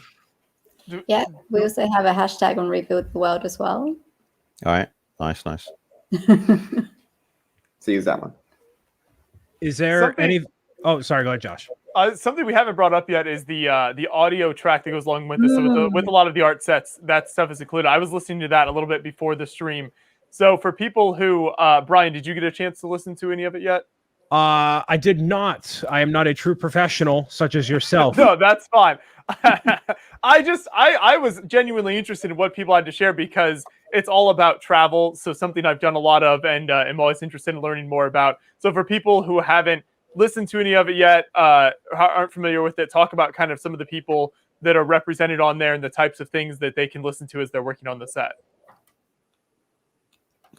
Yeah, so I mean, on this audio track, you can really, we just really want to celebrate, the joy of traveling. And, I myself, I'm from, I was born in Hong Kong, grew up in London, now living in Denmark. I think, travel just is such a wonderful marker for memories. And so, the list of different interesting characters you have on there, should really kind of take you away on a journey itself, so you're almost traveling with them and get to hear their take on the world and, what traveling and what the world means to them as well. So I think we have, I've lost track now. How many? I think there were about six different speakers on there as well. Really, and there's a super interesting guy who's his mission is to travel to every country in the world. Was that the guy that was doing it without flying? Or yes. Yeah, that's what I was thinking. Yeah, that just kind of blew my mind. I had not been familiar with his story before. But that's just like such a logistical challenge to set out to go. It's one thing to go to every country, which already is like a massive undertaking, but to do it without flying just makes it so much harder along the way. I know. But what a journey, though, and what a story to tell. So, yeah, so you have characters like him in there. I think he's originally from Denmark, actually. And at the time of recording, he was in Hong Kong. And there I was as a Hong Konger in Denmark doing the recording. It was like we were swapping places somehow. But yeah, really, really interesting. I mean, so it should be worth a listen. And, you know, while you're building, you'll kind of put yourself in a state of zen, you know, have a nice cup of coffee on the side. You can listen to this, have the fire crackling when the rain is outside, like it is over here. It's just constantly raining right now anyway. Yep. So it's a perfect rainy day activity. Of the places you two have traveled to different places around the world, are there any must-hit spots that people need to put the cone on the map to get to someday? What are your top recommendations? New Zealand's a pretty good place. Can't deny that. Dan is constantly representing New Zealand on the stream, so we're really doing a lot for the tourism industry here. Although he mentions frequently there's not a lot of chain fast food places to go to, so I don't know if I can go there if it means I can't get my Taco Bell. You know, not by comparison to the US. There's not. That's for sure. And I think there is a Taco Bell now in Auckland. I'm pretty sure one opened up early this year or late last year. I don't know. I've never been there, but there is one. It's only an 8-hour drive from my place. Worth it. So worth it. For me, well, it's definitely, I'm biased. I'd say Hong Kong and London are definite must hits.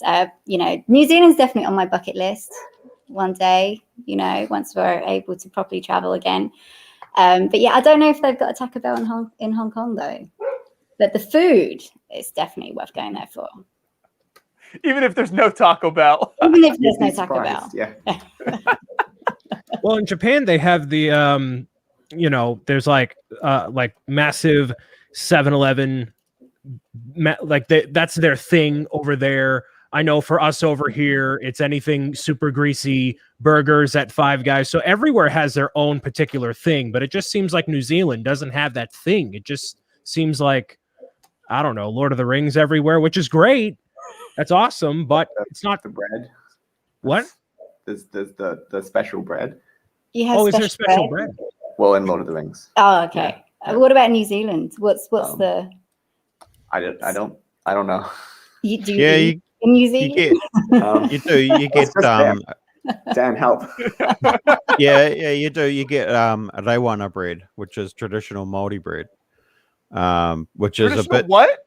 Moldy bread, not moldy. Moldy. We throw that out over here in America. No.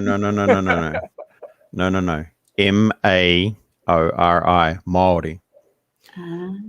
So you get traditional Māori bread, which it's a bit sweeter than normal bread, actually. Rewana bread is beautiful. It's beautiful bread, but you can only, I don't know how to make it, so I only ever buy it if we go to the market or something like that, to go down to the riverbank market or something. There's people that will make it and sell it. It's good stuff. Good stuff. Mm. Noted. I'll keep that in mind. We've reached the food portion of the quarantine cast. So welcome. We always have a food portion of this stream every week. It seems like usually it's as it wears on and we get hungrier. So. But I can. I have not made it to New Zealand yet, sadly. So that eventually, I want to work with Dan to get over there for a Lego show at some point. But Hong Kong and London I've been to, and both fantastic. I agree with you. Definitely places to hit up, and there's so much to do in both of those cities. You can spend quite a long time there and experience a lot of different food, history, culture, whatever it is you're looking for. Both of those places have it to offer. Yeah, definitely. Miss both those places a lot right now. So, I mean, like just reminiscing about travel memories and stuff right now. And for every time I look at this map, it's always like, oh, you know, just wish I can go there. Just wish I can go there. You know? all in due time. But thankfully, it seems like we're heading on that course. So I'm sure we're all looking forward to traveling nationally and internationally soon enough. So this map is a good reminder of the times that are ahead for all of us. Very excited. You're telling me that rainy Denmark isn't just drawing you in on a daily basis. Much as I love rainy Denmark, the pool of London and family and all the different restaurants, and I mean, for me, travel is about food as well. So as much as I love rainy Denmark, it'll be great to travel again. I know. But speaking about my cultural heritage and stuff, I actually just maybe should mention that there is an Easter egg. Did we mention this? There is an Easter egg in the map itself. Ooh. Hidden in the oceans. Yes. Is it Atlantis? Did you actually put it in there? We've come full circle. There it is. No, I should have. No, Brian, sorry. Maybe in the next one. That's okay. That's okay. I'll add it somewhere in here just for the sake of it. That and whatever else. Did I tell you what? I think you did, but I can't remember. Nick's still trying to figure it out. Nick's like, Easter egg? There's an Easter egg in this map. We put in the ocean. Wasn't that my part of the map? What? Go on, fill us in on this Joseph Easter egg. Zawano is correct. It's the Paradiso Island on there. Wait, hold. That's what it is. Did you put the Bionica Island in there? Is that somewhere in there?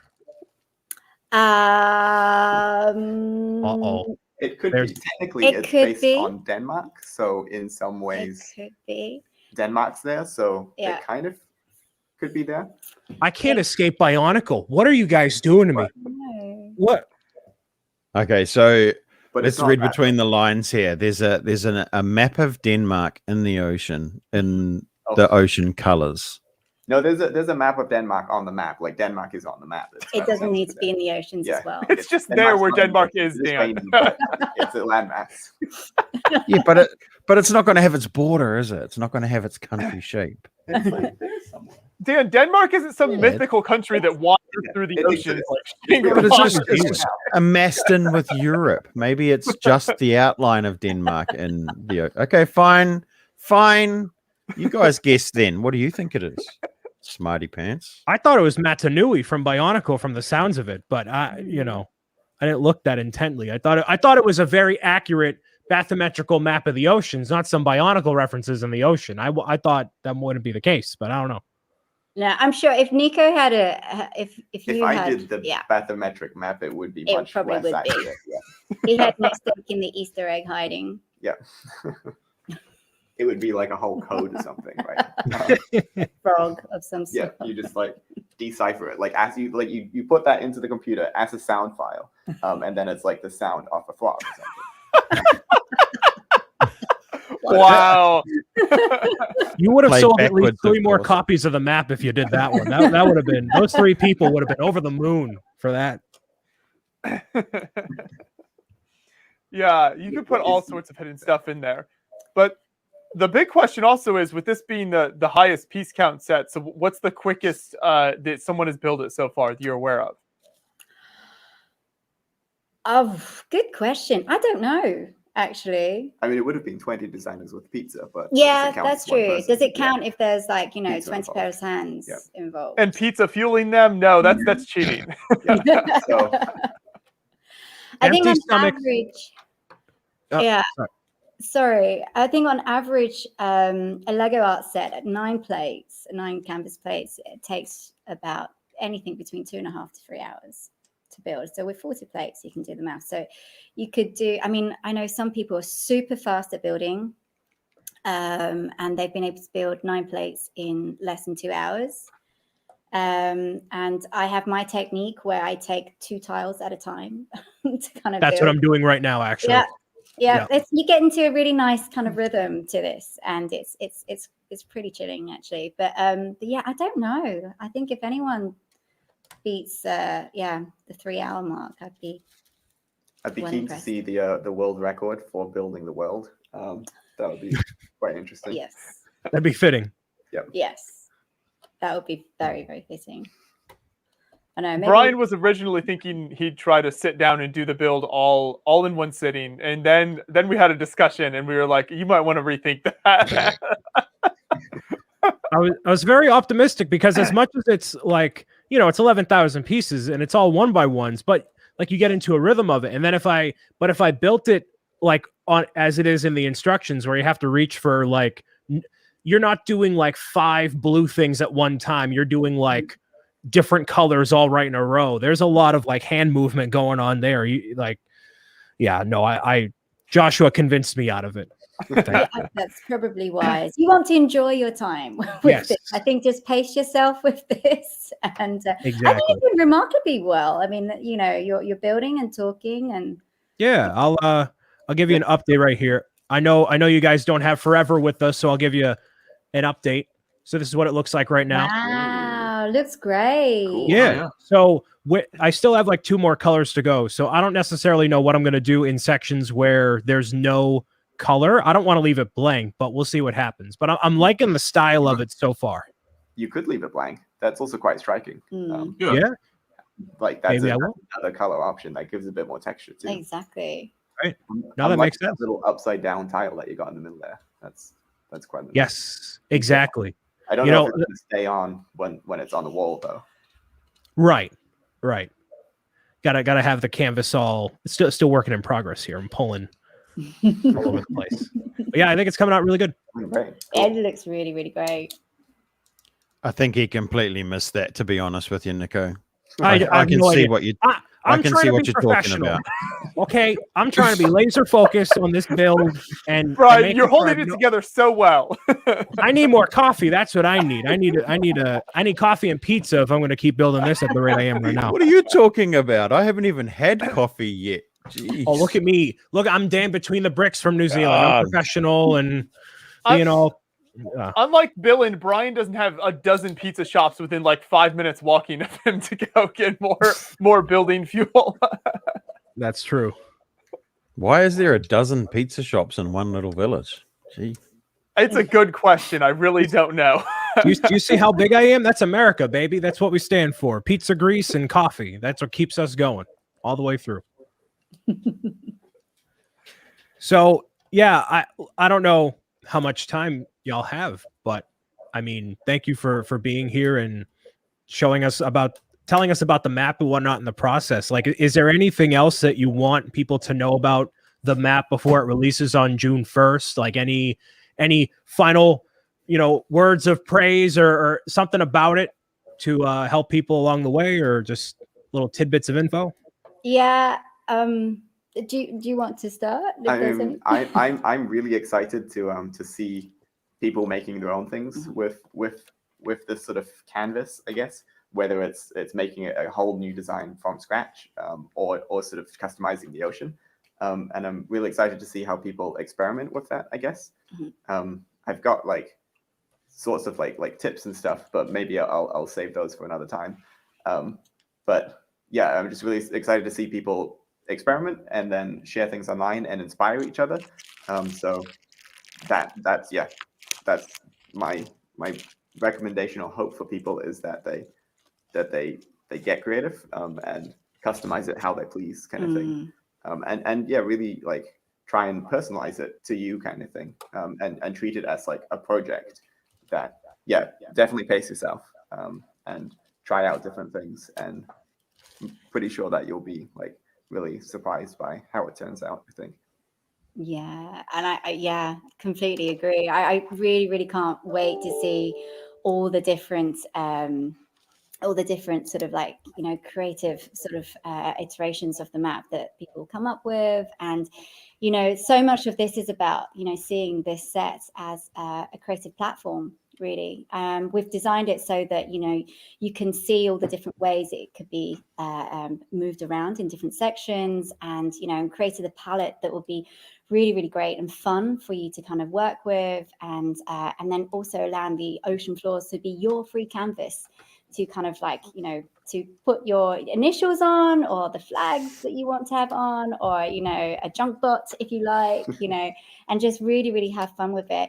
rope in your mates, have fun with it, bring some pizzas, and just really enjoy the experience. I think I'm just there when we were building this, and when we had the big pizza night, there was like so many like conversations around what else you could do with it, and like what you would build on top, how you'd make it dimensional, and what other kind of elements you want to bring into it. I think it's just an open canvas for you to work with, so you can build it according to the building instructions and have something equally nice to display, or make something that's really personal to you.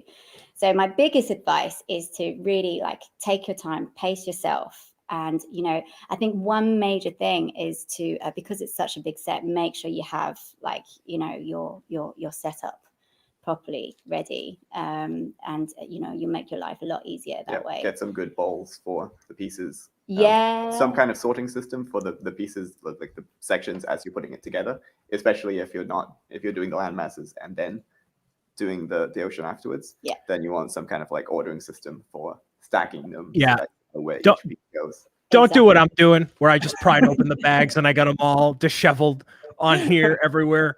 Do it like the lifestyle images.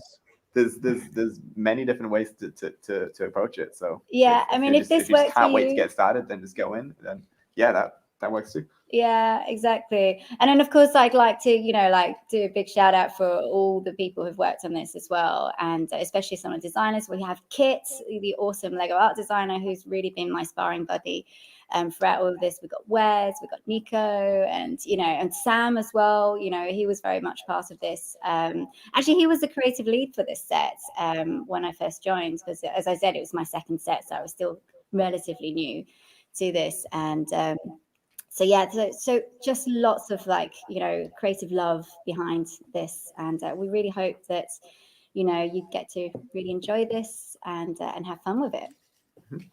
Anybody else in the panel have any other questions? I think Nick does. I think, I can throw it out there. Obviously, you guys can't talk about anything that you are going to be working on coming up, but maybe there would be some themes or types of sets that you would like to tackle in the future. So is there like a dream theme you would like to work on? You're kind of new into the sets. This is the second one that we get to know of. So is there like something you're maybe hoping you get to work on in the future that you can tell us about? I can't tell you. I'm so new to this. I'll have my wrist slapped if I say anything untoward. I don't know. There's so much out there to be explored, really, with the Lego Arts line. I'm really excited to see where it goes next. Yeah, and we are sort of working so hard on the new stuff that's coming out, which I can't say. You'll have to wait. Anything about. All I can say is it's going to be awesome. It's going to be really awesome. Like, what about even just stepping outside of art? Is there like a theme that you're like, oh, I'd love to do an Ninjago set someday, or a friend set someday? Oh, that's a great question. Oh my gosh. Like I said, I love coral. I love working with color. I think that's really where, as a graphic designer, I love working with color. So of course, like I love dots as well. I have an 8-year-old daughter, and we do lots of like dotting together. She built this bracelet for me. It's my lucky bracelet that I wear now. And so of course there's dots, which is also very close to Lego art, and so I love what the team is doing there. I love Friends, and the storytelling that you have there. City is actually also I love what they're doing there too, and Creator. There's so many different. I love the way the Creator sets are built, and also the color ranges that you can that you can work with in that too. Amazing. Anyway, just about. Yeah, almost. Well, this is certainly a massive set for you to tackle and be a part of. So you did an excellent job with it, and I hope that this questionnaire, the burning questions we've had, weren't too intimidating for you, and we can make it as welcoming as possible, especially with a set as massive, quite literally, in piece scale and overall size. So thank you for being here. It's been awesome. Cool. Thank you so much for having us. Thank you you. guys It's been have a been so blast. kind. Yeah, it's been really, really fun chatting with you guys. It's always great to hear the behind the scenes of everything. So yeah, I guess is there anywhere that people should follow you online, or anywhere that you kind of post updates on what you guys are doing, anything like that? I've got my my Twitter account Prince Gardo there. Find me there. That's where I live. Yeah, I'm actually trying to do a social media detox, so I'm actually not found in too many places, but I will pop up from time to time on Instagram, and I have a handle. It's called Ninja Fee. So maybe I should resurrect my social media account just to keep track of all those Lego World mosaics coming in. I'll do that. Yeah, even if it's like an incognito account, just to see what people are doing, like it's going to be an interesting thing to see what people have done. And I know people have done crazy things with just art sets in general. I know that April is going to be working on a Lego video llama mosaic that she has cooking up. So lots of awesome things like that. So cool. I mean, we're always watching. Yeah.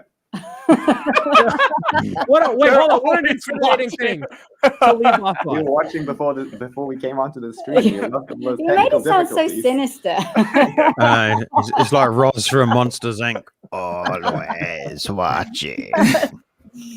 It's like the Eye of Sauron. Yep. Exactly Throw right. me on the Middle Earth map. Instead of it being the Eye of Sauron, it's just going to be a little like pixelated version of you on the top of the tower, just like looking around the internet. Like, what are they saying about art today?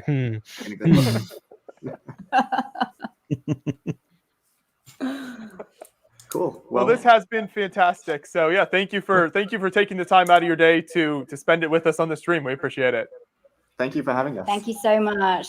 It's been fantastic. Yeah, I hope you continue to enjoy your build, Brian. And we can't wait to see what it looks like at the end. I will. I'll be posting about it on Instagram. So as long as you're watching the interwebs, it'll be around. Until it's finished. Yes. Or just please take breaks. Yeah. Right. I'll see you later. See you guys. See ya. Talk to you later. Bye. Brian, your build's looking great there. I think that's a good design decision. I can't wait to see it done.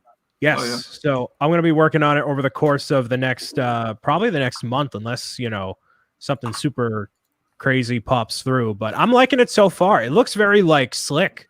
Mm-hmm. And you get to actually still see it. This doesn't get washed out at all. Like it still pops. It still looks good, Oh, I just realized it's mirrored. It is mirrored. Yes. Brian, is this really your first time streaming or what? Listen, all right. Is that better? That's better. Wow. My brain feels so much I better. thought something looked a little. I was like, I don't know what it is, but something looked a little off. All right. I'm trying. This is why Joshua takes the lead on these things, and I'm the snarky whatever guy in the background. Yes. I wanted to give you your big moment to shine, Brian, and I think you did great. Honestly, it's wonderful. I think your design is coming along nicely. It really I'm excited to see it. It's a lot more interesting than doing the bathymetrical map, because it like all the other review sites are doing that too. So I'm like, let me do something different. I think it'd be really interesting to see people start doing like more stuff with the land masses, like I don't know, like major roadways or like trade routes, things like that. Just like putting in like different colors of almost making it look like a subway type map, but with on like a world scale with tracing out different routes or roadways, whatever it might be. I think there's a lot of interesting things that could be done there. Yeah, for sure. Kirk, what have you been working on? I've been rebuilding my Voltron. That apparently was missing parts and I didn't realize. So I disassembled the entire thing, stored them in containers, and then I'm working on that right now. I finished the lion for the most part. I'm working on the green lion right now. Cool. Yeah. Oh, I noticed during the stream, we're having them on. We got a bunch of super chats from people. I know I saw Esh Daddy, Jeff, a couple other people as well. So thank you for doing that. I did not want to interrupt either of them saying Esh Daddy during it, so it'd be a little much, but yeah. It would. Thank you everybody for the support. Yes, way to keep it professional. And yeah, for Zoom, this is kind of the idea I had, like Indiana Jones, plane, travel lines, that sort of thing. Anything along those lines I think could be really cool. I also really like to see people take it in do a lot with the water in terms of like, mythical sea creature type idea, that sort of thing. I think there's a lot that can be done there, like old maps were designed with, kind of recreating that old map look, where they would just kind of fill in areas they didn't know what was there with the craziest things that they could think of. Yeah, actually, this looks. Let me show. So I think these are all the colors. Now that I have it actually done, that looks really good. Oh yeah.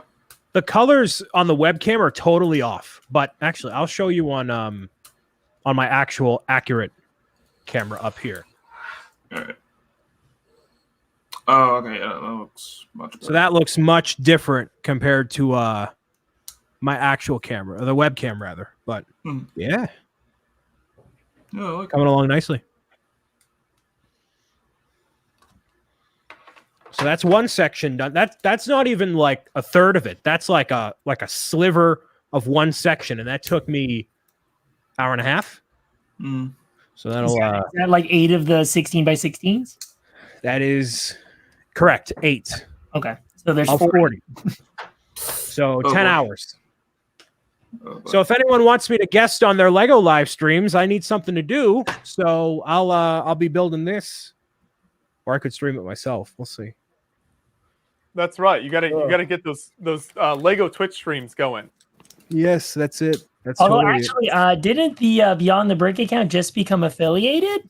We did. Oh yeah, I finally figured out how to go into the account and set that up. How long ago was that achievement finished, Josh? Huh? It was like a while ago, but I never knew.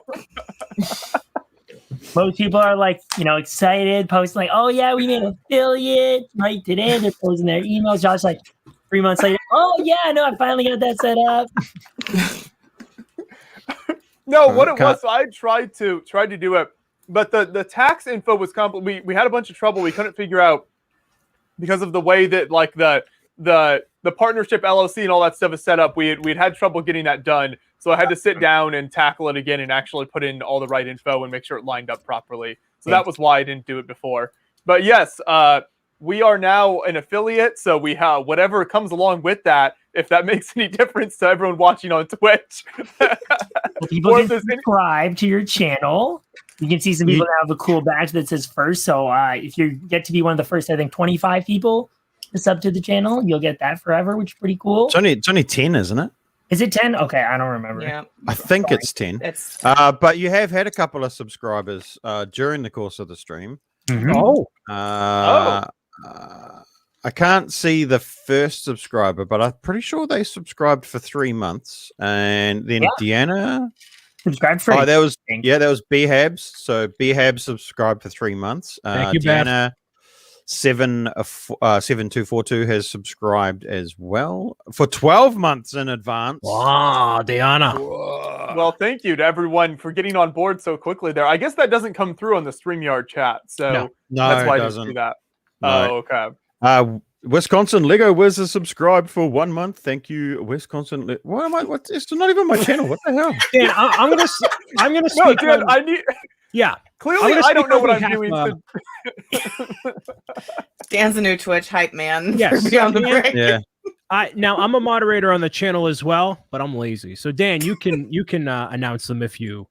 Oh, Between the Bricks subscribed for 1 month. Ah. Oh, wait a minute. Look at this. What a dude. Brick and Nick subscribed with a sub prime.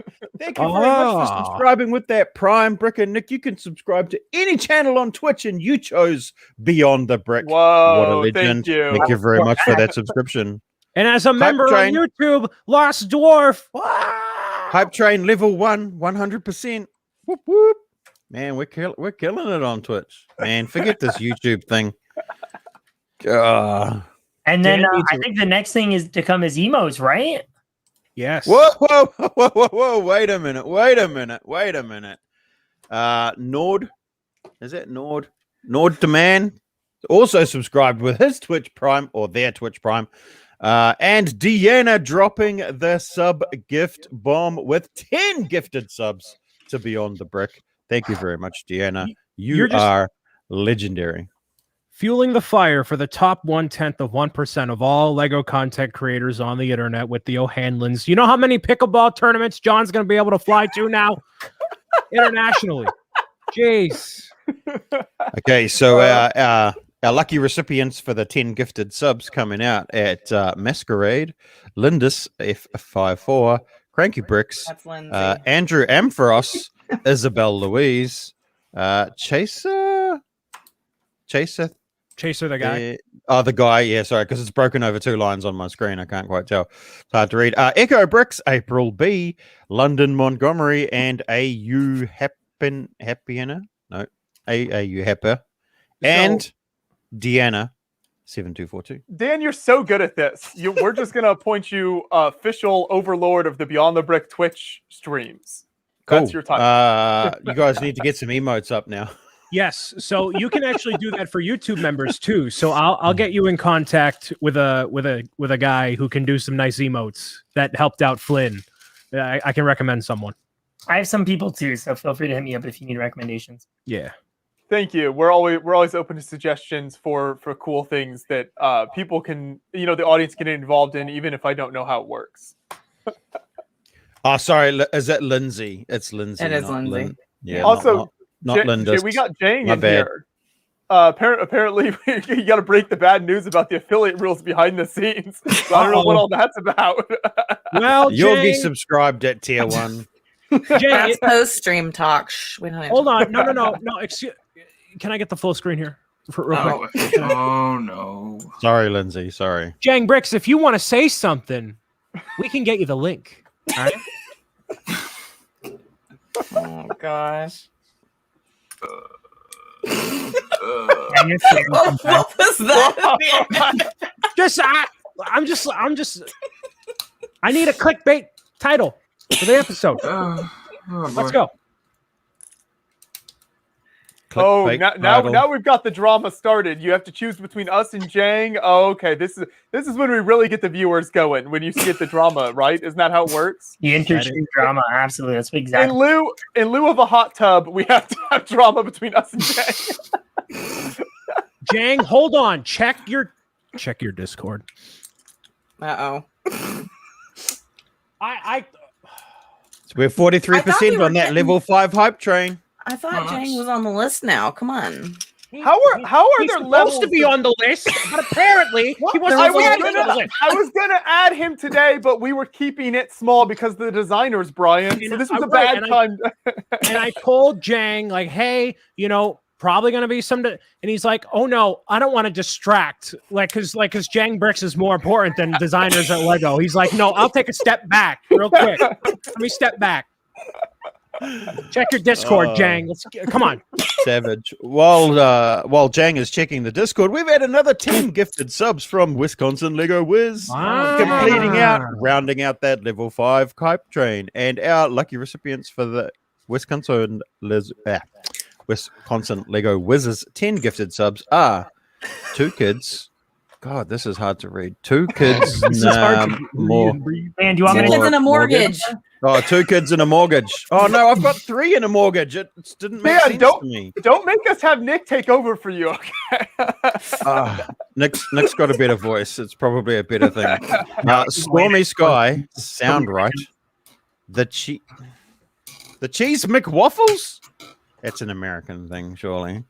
Hello. You guys get cheese McWaffles? Is that actually a thing? No. I've never heard of Not that. that I've heard of. I'm pretty Is sure that it's just like a a- chicken sandwich on a waffle, so I mean, it's not far off. Is that just a Bodie McBoatface? Yes, Cheese pretty much. McWaffles. We've got Lego Kid Gamer 15. We've got Sniffle Gully. We've got Farron Mock and Apollo. I scrolled at the wrong time. Apollo J23. Liceria from, next stream. Glycera.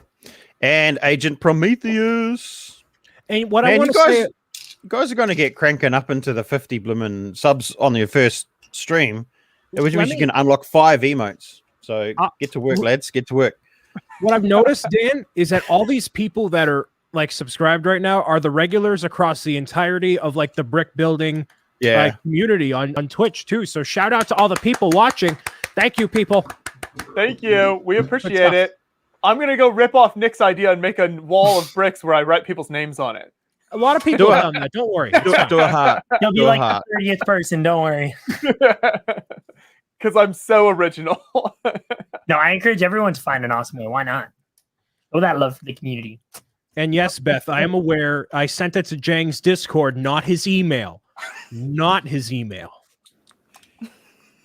The You just need to invitation use the Coliseum as your sub backdrop and put everybody's Ooh, names on yeah. the bricks of the Coliseum. I behind you. I was just trying to think, like, if I'm gonna do something, it has to be something history based that corresponds with my interests. So, Wait. so we There go. you go. That's a great idea. But Joshua, that means you have to do more work. Are you sure? You sure you want to? Oh man, that's true, Brian. You know me. Couldn't even be bothered to add Jane's email to the invite. You're telling me. Jeez. Mamma mia. Yeah. Wait, Dan. Wisconsin Lego Wizards come out with we could each have our tan cheese wedge on the Coliseum. There you go. Subscriber cheese wedges for the win. The hype train thing, the levels of that, is that like an official thing, or do you just kind of make that up as you get more excited? You can set your hype train level. So for those of us that stream on Twitch that are just regular people, we have it set at a pretty low bar so that we can get excited.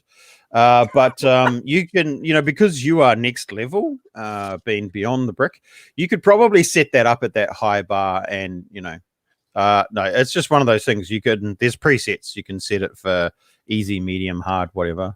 Basically, it's a specific amount of actions to trigger a hype train, and when you trigger a hype train, yes, basically, Roy, that would be what all of us do. But yeah, that's just every stream. Yeah. What happens is when a hype train starts, you can earn some exclusive emotes universally usable through Twitch, just like dog emotes and like whatever else. And so that incentivizes people, if they have a subscription, they've been thinking about it, you hop on during that time, so you get some extra perks, and it kind of just escalates and goes and goes and goes. So it's supposed to incentivize people to support on whatever level they can. Gotcha. Yep. I think I'm starting to understand it. I'll get there eventually. One day. But you can't roll. Number of. Oh, sorry, Dan. Go ahead. No, I was going to say, you can't roll from one hype train to the next. So if you complete a hype train, I think there's a cooldown period. I think it's 20 minutes, maybe 30 minutes. I'm not sure. I'd have to actually check that. But there is a cooldown period before the next hype train can trigger. You can set the cooldown time as well, I think. I can't handle too much hype in my life, so that's good. I did not know that.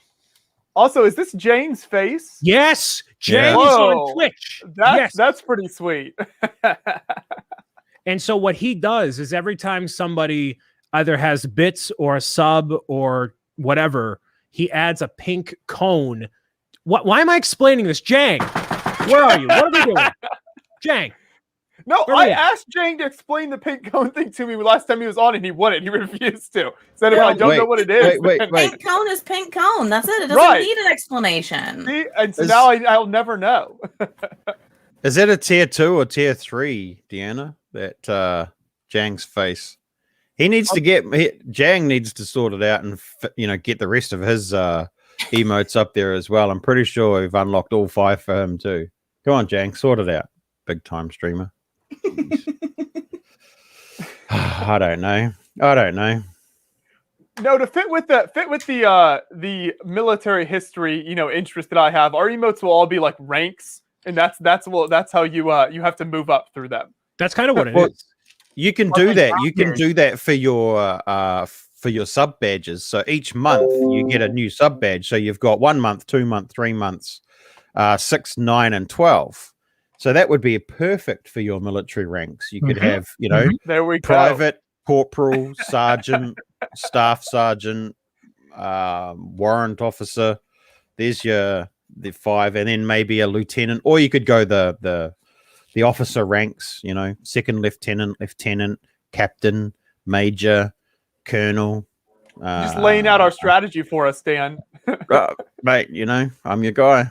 We can get some like Brickmania tanks and different kits as well in there. Yeah, man, that'd be sick. You could put a Brickmania logo there as an emote if you really wanted to. It's, That's a little bit Spam extra the- the sponsorship money, though. Spam the support from the sponsor. Yeah. Oh, I love it. You know, I'm really getting into the whole Twitch thing through all these quarantine casts. So, you know, Nick, I know you've been there for years and you've tried to tell me about it in the past. So you're probably like, man, this is so annoying. Why doesn't he understand it? No, But I'm this is excited to see you guys making the move. right, Jake and this did is the have a thing. point earlier, which we will get into later. Yeah. Wait, what? What about Jay? We've talked about it. I have mentioned it in the past. We'll talk I think about we it have again to, after. but Yeah. they can get it sorted out. They can get that adjusted. I'm pretty sure the answer was we don't care. Yes. But yeah. Speaking of Brickmania, whatnot, where's Dan Siskin? Where's this kit, man? Where's this kit? What? The Beyond the Brickmania kit. Oh yes, we still haven't entered into talks yet on that. Do I have to email him myself? What are we doing? You're supposed to be starting a very public hashtag marketing campaign to show interest in it. Yeah, but do I want to do Peach's Castle? Do I want to do Beyond the Brickmania? Which Beyond the Brickmania is so much cooler than Peach's Castle. Whoa! Dan, I also appreciate you sliding into Nick Voss like, hey, you design Peach's. You slid it in there. Thanks, man. Hey, if anyone's going to get down on that, it's going to be Nick. You think so? Yeah, I reckon because I think Peach's Castle is going to be one of those things that needs to be that'll be in his wheelhouse design wise. That's you know, he's a very artistic designer. You know, because he comes from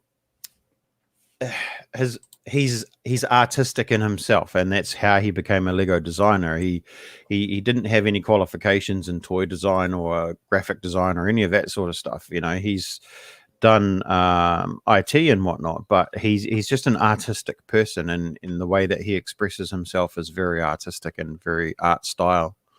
So I think, you know, for a Peach's Castle, you know, when I think of Peach's Castle, and I don't know the game very well, but if I think about it, I think it's going to be very detailed and, you know, transpose like Ninjago style detail into Mario. That's what I'd like to see. Well, I appreciate you sliding that in there. Whenever there's a Lego designer on, I don't like that, because I mean, I get uncomfortable when it's like, oh yeah, let me just toss in this thing that I know that you can't talk about, but let me like do it. But like, I appreciate that. Yeah. Well, you know. Nick has also worked on the recent Harry Potter stuff, I believe, which means he's well versed in castles. Yeah.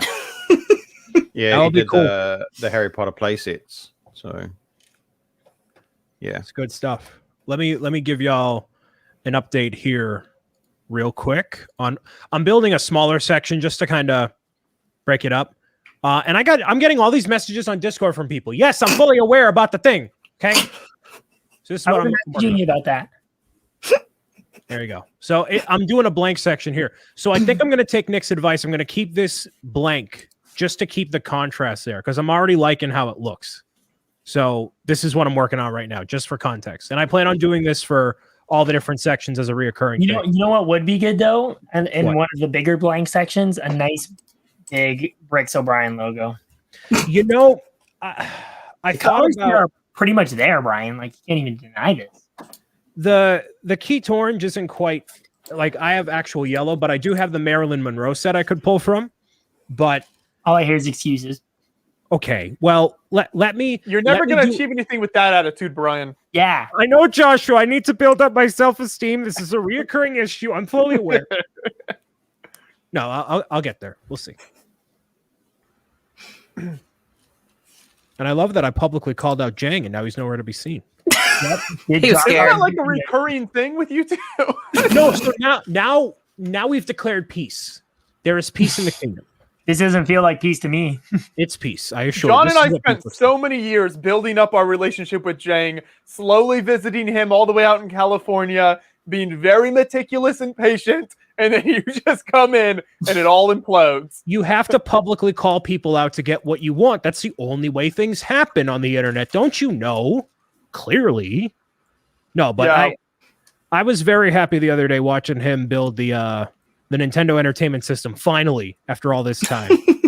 So I was there in spirit with him. So it was good. I'm just about to finish the final pieces on the Castle Creator 3-in-1 set here. I actually was going to ask you what you were building. So yeah, I'm working on this, and then I've built. During the stream, I built this corner section. It's got a little market stall back here with some bread.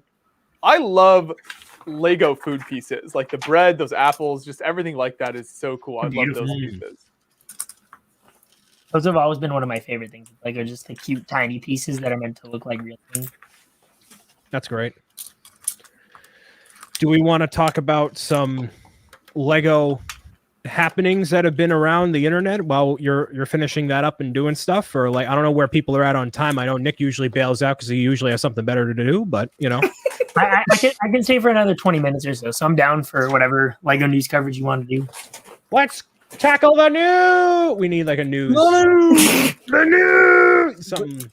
That reminds me, Dan, when you were reading the Twitch sub people and all that earlier, you sounded so much like a game show host. I loved it.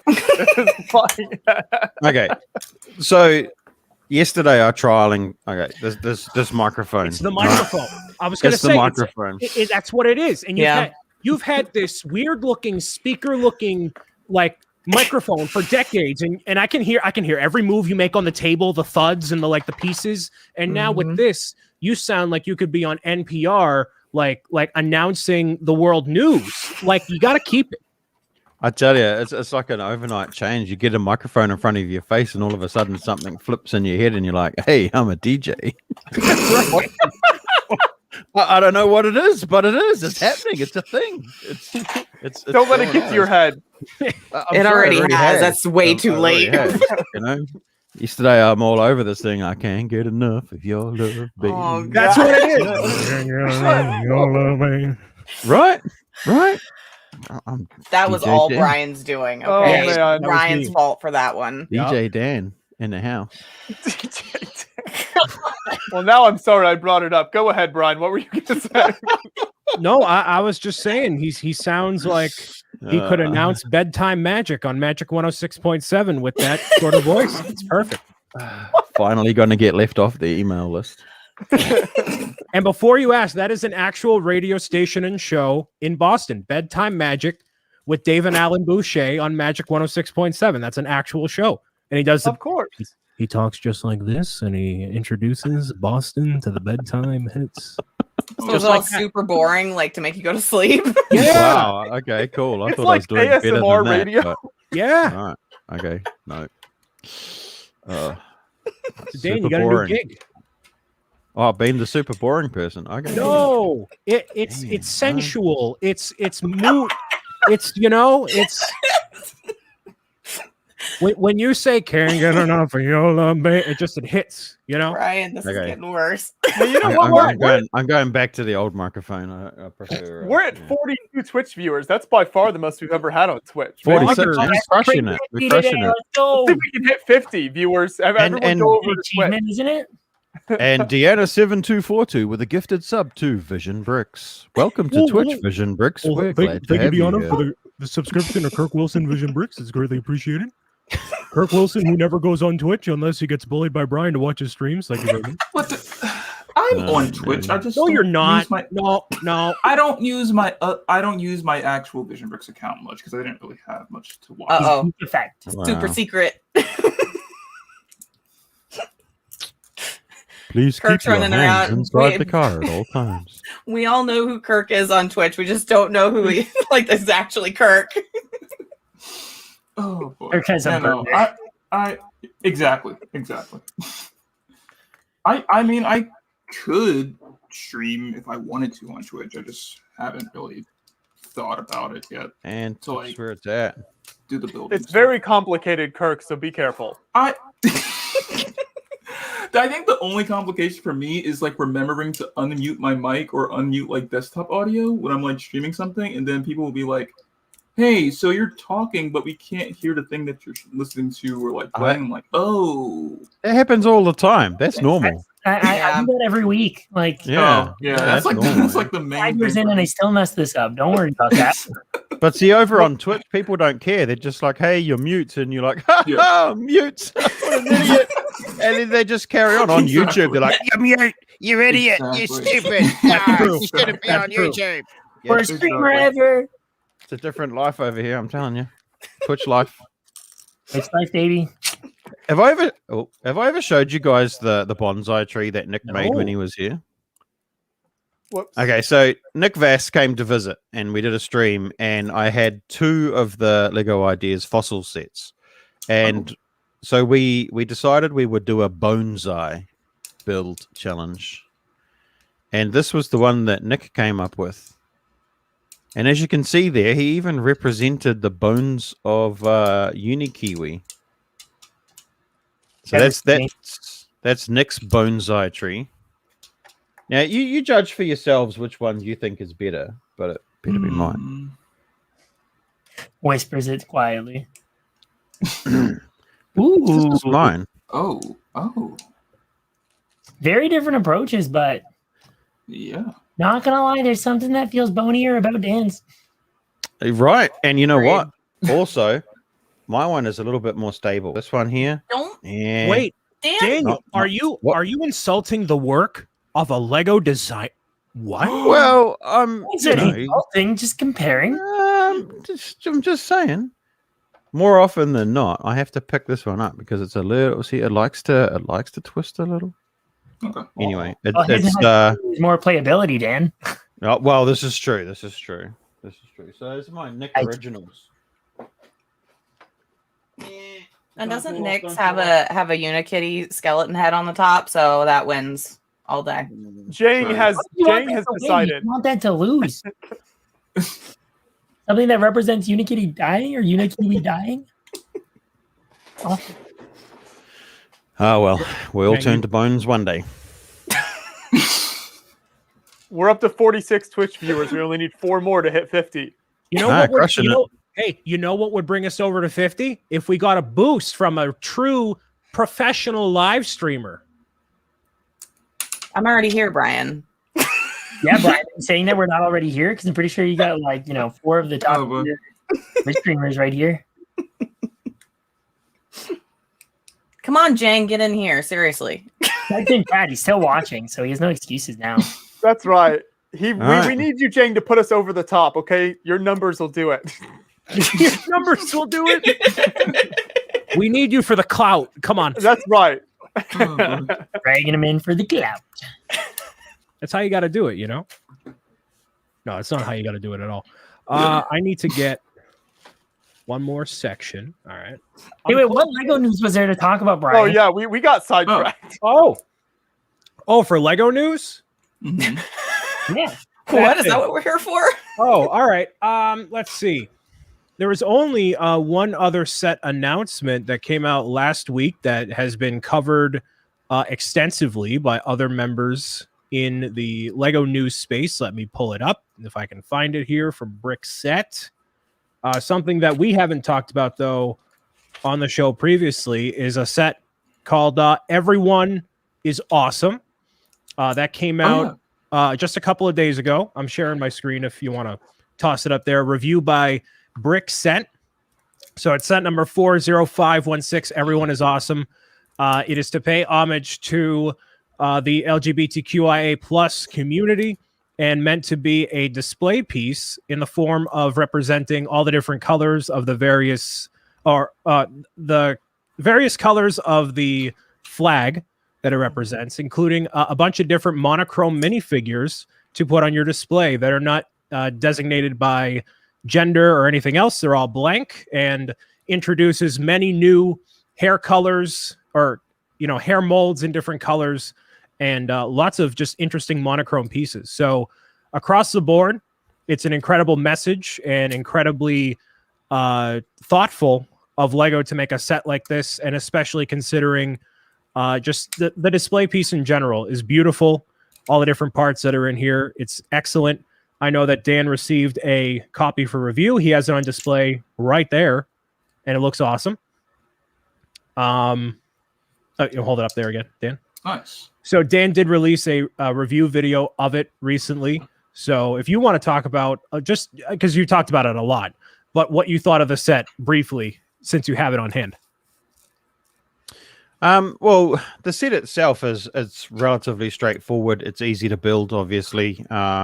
Starts off at the base and you build up the back, and then you put the minifigures together and put them on, and it's all color coded. But I think what's more important about it is what it represents, and the representation of the set, and Lego's freedom and willingness to be able to support what the set represents and be supportive of their own staff, because this was a passion piece of Matthew Ashton's, and supportive of the community as a whole. And I think personally, the message that this sends to everybody is it transcends the importance of the set itself and the community as a whole. Yeah, and there's been a lot of fantastic feedback about this set across all the internet. I'm seeing people not just in the Lego realm like appreciating what the set is, what it represents, and the elegance of it as an overall display piece. So Brick Squirrel in the chat saying, wish they'd included several different hair molds for each of the trans representation, but other than that, it's perfect. I think for the sake of keeping it like succinct as one thing, they went with just one hair mold for, all the different monochrome figures, but there's nothing stopping anyone from customizing it the way that they would like to in any way possible. I know that there's other hair colors for each of these different molds, and different hair colors available. So it's not like any of these colors are exclusive in any way. So whether you're getting it as a member of that community and you want to have it on display for yourself, or you just want to get it for the various colored parts and whatnot and add to your monochrome collection, this is a great start to it. And overall, it's great. It comes out on June 1st. Things to note about it is that it is not a limited time release. It will be available after Pride Month. It's not just a Pride Month thing for June. It's going to be widely available. It's 18 plus, but that does not mean it's for people, just over 18 years old. It's just because that's marketing. They do it that way. And it's also not just available at Lego stores. It's available across various retailers and whatnot. So you'll be able to get your hands on it well after this month and for however long it stays on shelves as a typical Lego set would. So keep all that in mind when you're thinking about getting it. I know a lot of people in that community are very much so looking forward to it. I want to pick it up, but I'm not going to pick it up throughout the month because I think there's going to be a lot of people who are part of that community that want to get their hands on it immediately and have it as a thing, especially for June. So I'm going to hold off on it for a little while, but I do plan on picking it up eventually. And I think that's the overall gist and message for people is that, if you can hold off on it, let people who really appreciate this to that level get their hands on it first. And that goes for like resellers as well, and like Bricklink stores and whatnot, because this will be here a while. Obviously a lot of parts that you want to toss up on your store. I get it, business, but let the people who want it first get their hands on it first. And then there's plenty of money to be made afterward if you want to stock up your store with the parts and whatnot. So that's all I have to say about it. But yeah. Completely unimportant, but the set has no spare pieces. Really? Yeah, and which is a rarity. These, you could always get spare pieces, but I think because there's no 1x1 or smaller pieces in the set, there are no spares. Very unique. Yeah. We're up to 47 Twitch viewers, 3 away. Yeah. Apparently Beth is Bring saying people on YouTube, go to Twitch. Yeah. Twitch.tv/BeyondTheBrick. Raven saying my mom literally texted me about it and she's never texted me about a Lego release before. This is going to reach, the magazines of non-Lego magazines. This is going to be in the public sphere of knowledge. So there's going to be even more people trying to get this, and especially like how passionate this community is and wanting to express themselves as they should like this is clearly like this is going to be a thing. So just if you really want it, that like just keep calm. You'll get it eventually, but it'll be around for a while. So it's a good thing. Yeah. Speaking of Twitch viewership, let's get this up, by the way, just to pivot from that, I guess. Should I swing over to a hot tub? Maybe see if I can drag some more viewers in No. Do it, Nick. It's worth it. We need to hit over 50. Yeah. 50. It's at 50. Oh, boy. It's at 50. You- I see 50. I will say it's. I think honestly, it's actually a positive. Twitch actually made a category for pools, hot tubs, and beaches. As ridiculous as people might think that is, it's allowable on the platform. So why not have a dedicated place for people to find that content instead of it being mixed in with a general category? And honestly, I think it's a positive and shows that Twitch is obviously willing to continue to add categories as necessary. And so I think it shows that there is a need, a demand, and a want for a Lego or brick building category on Twitch, which is something we are trying to make happen. So yeah, hopefully that'll just continue to show that things can happen. Mhm. The hot tub stream made the jump. Which one of us is going to be in the hot tub? Nick, obviously. There we go. There may or may not, like the final goal of my current charity fundraiser may or may not be for me to do a Lego hot tub stream, whatever that means. Ooh. So talk about that for a little bit, because that I know that you're doing actually a bunch of different things throughout the month of June. So why don't you take a second? Really the charity stuff is a focus of this month. So up until next Monday, I'm going to be doing a couple streams. I have one coming up tomorrow, and then a big one on Sunday, and then possibly one on Monday if that gets unlocked. So tomorrow I'll be racing to build a bunch of the new creator sets, like the castle and stuff that Josh has been working on. Those are actually chilling behind me right now. Basically, I'm like, I have a time. I have to try and build as many sets as I can within that time. And there's a bunch of incentives that people can donate to help reduce my ability to, or affect my ability to get building done quickly. Whether it's, eating disgusting jelly beans, wearing monster fingers on my hands, these little guys on my fingers to slow me down from building, socks, glasses, masks, you name it. There's a ton of weird stuff. So that's going to be really, really fun to be tackling tomorrow and Sunday. So I'm really, really looking forward to that. That's awesome. Where can people find all that? Twitch.tv/BrickInNick, just like my name is spelled somewhere on the screen right here. Good So stuff. for all of our Twitch viewers just coming in here, make sure you go check out Nick's streams as well. Brian also streams occasionally if you're into that sort of thing. I found a lot of the people, as much as I'm not a Lego streamer, I'm enough in the space, and I think well known enough in the community that there's still people that stop by and say hi. But I want to do more Lego stuff like that. It's just a matter of what form it'll take. But I appreciate all the support that y'all share amongst the brick building. First, I need to join you in a Fortnite stream though. Ooh, I don't know if you want it. Those kids are ruthless, though. They'll be like, I just once I need to try it and then be like, I'm never doing this again. Why is John Walker playing with Brian? What is this? There's gonna be a whole thing. I did just throw. We have a thing made where people can basically just use their Twitch account to vote on getting a brick building category made or Lego category. So I just posted a link in your chat if that's okay.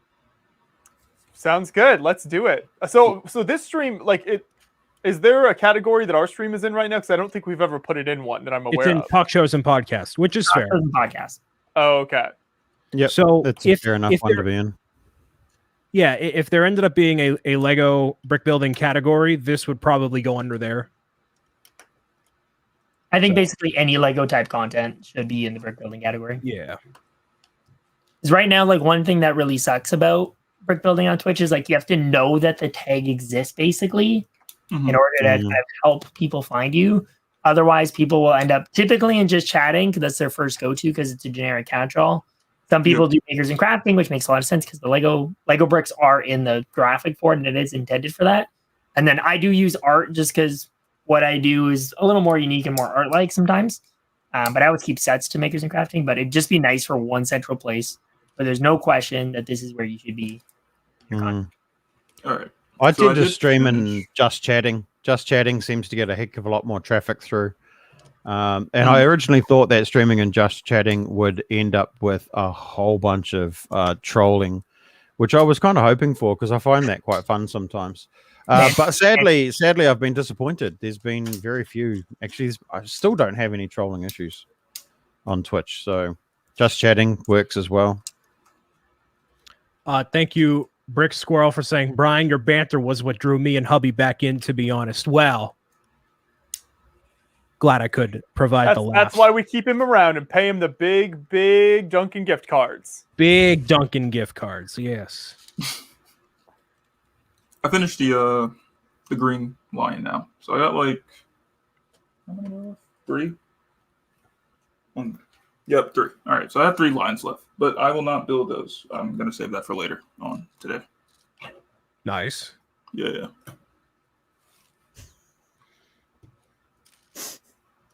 I'm starting on the lower half of North America right now. So I'll show you. Well, I showed it before, but yeah. Let's see it again, just for fun before Nick shows his build real quick. Yeah. Okay, so here it is. So I'm going to start on the green and make my way through. So probably even after the stream today, I'll work on this to get it all done. So that way it's a complete third. So that way for next stream, I'll start the next third and all that fun stuff there. That's South America, though, Brian. What? Like South America, like the continent. I'm sorry, what? Did you just call that Brazil? No, you said it was North America, didn't you?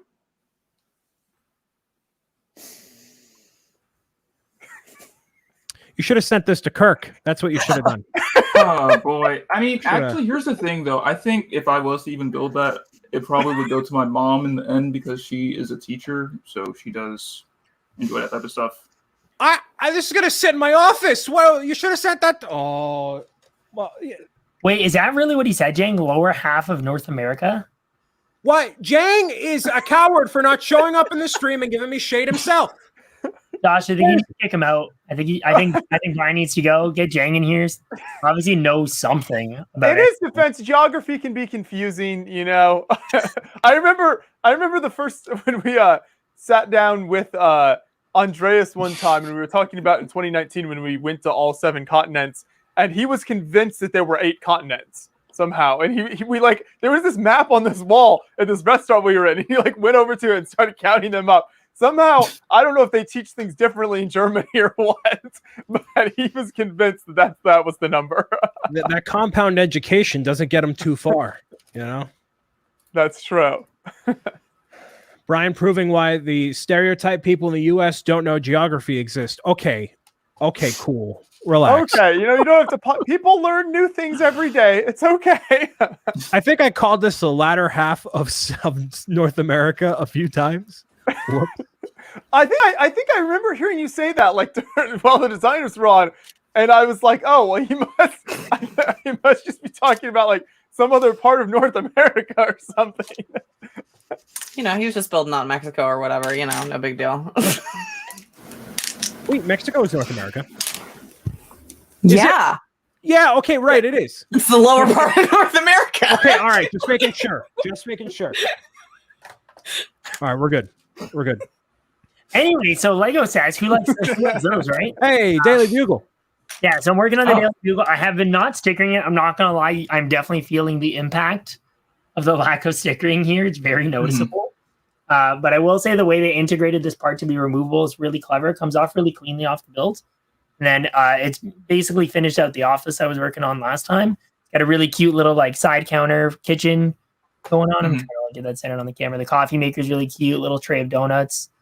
So very, very nice work there for sure. How does that attach the panel? Yeah, let me show you. I'm going to actually put it on the main build. And then I'll grab it. Oops. 1 second. So they've left basically the front open on this. And because there's like a 1 stud gap here, you basically just slip that in there. And then there's just the right types of pieces to kind of allow it to slip in, but look fully covered still. That's nice. Really cleanly. Yeah, it's a really great integration. Really smooth. Like still structurally sound, but very easy to remove and unremove. So Very well done. Can you show the inside of the panel, Nick? Because it is those 1x1 rounded over. I don't know what the technical name is, but yeah, it's those pieces that allow it to just slip in and hold with a little tiny bit of friction, just enough. No, it's really, really clever. And then there's a stud on the bottom as well, which it stops the bottom from falling out. So it is actually really nice. It's quite solid. Like It is. It's solid really, enough. really It's not flimsy. Yep. Yeah, that's cool. I like that. I will be picking mine up tomorrow. I will be there. Wait, what's tomorrow? It released Wednesday. It's set. Oh. For It's VIPs. the VIP release, yeah. Yeah. Oh, there we go. Sorry. Gotcha. Which obviously I am. Like, Yeah. Obviously. Brian doesn't even need a card to get into the VIP. Well, I mean, I know my VIP number by heart, so actually I don't need the card. Oh man, I used to know mine by heart. Mine is very easy to remember. That's the only reason I know it. But I'm not going to say it here. When I worked at the Lego store and picked out my number. Ooh, really? That's cool. Remember when you used to get the boxes of VIP cards? Yes. Oh, right. Yep. So if somebody didn't have a VIP, would you just put it on your account? No, you can't do that. No. I really want to. I've wanted to in the past, but I'm like, if there was another customer nearby, and like the person turned over and like, hey, do you have a VIP card? Would you want to take the points for these? Like, let the customers do whatever they want. Right. But yeah, never got involved that way. But there would be these moms that would come in, or like, no, the grandmothers during like the winter time for Christmas, and they're like, I'm going to buy my little Tommy $1,500 worth of Star Wars sets because my 5-year-old is so advanced. He has this whole store full. He could open a store himself. So like, but she wouldn't use a VIP card and earn like $25-$30 worth of free Lego. I'm like, but I've never done it. I'm sure there's been actually, no, nobody ever does that. They're usually pretty watchful of that stuff and all that. I still have my VIP card, but the number on there does not work at all because I can't remember what happened. It was some fuss that happened with my Lego account. So I think it was in regards to me losing the email or something. So then that thing got deactivated. So I just used the one that's like the digital card now. So yeah, but I just kept it as a keepsake because that was like my first. Yeah, for sure. Ooh, you got the black VIP card? Look at you. Well, look at Nick flexing on us here. Wow. Can't show you anything else because the rest is personal. But we actually talked about the black VIP this is my card. original card number, though. Right. It has a 36 in it.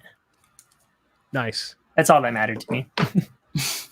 We were talking about the black VIP card on April's raid train last week and how absolutely horrendous it was when that came out and how nothing came of it ever. Oh. That was like a Star Wars thing, right? Yes. Okay. They said you would get. Never got the card holder thing. Weirdly. Yeah. You bought a Falcon within that given amount of time? Yeah.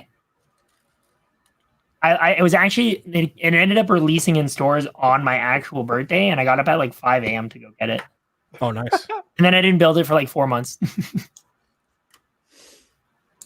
Yeah, that is one I did not get.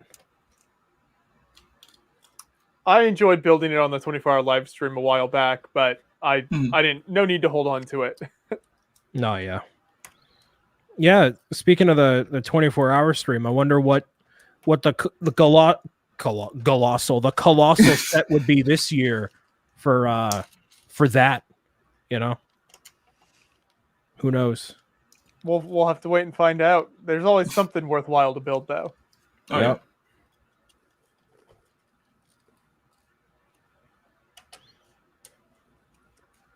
Well, Brian, you about to wrap things up there? I mean, I'm good. I have. I'll give you one more quick look at this. You can see, still just some progress. Nothing incredibly exciting with the outline quite yet. But yeah, I'll get this section done. combine all of it, and it'll be ready to rock and roll for next week, and then I'll start on the next section there. The southern tip of North America is looking good. I was going to say that new North America is looking sick. Sorry to everyone in South America. My bad. I will learn one day, but not today. Until then, yes, we'll be back next week with another quarantine cast. Maybe Jang will come in eventually if I can remember to add him to the invite list, so that he stops getting upset at Brian. Brian has borne his wrath for too long.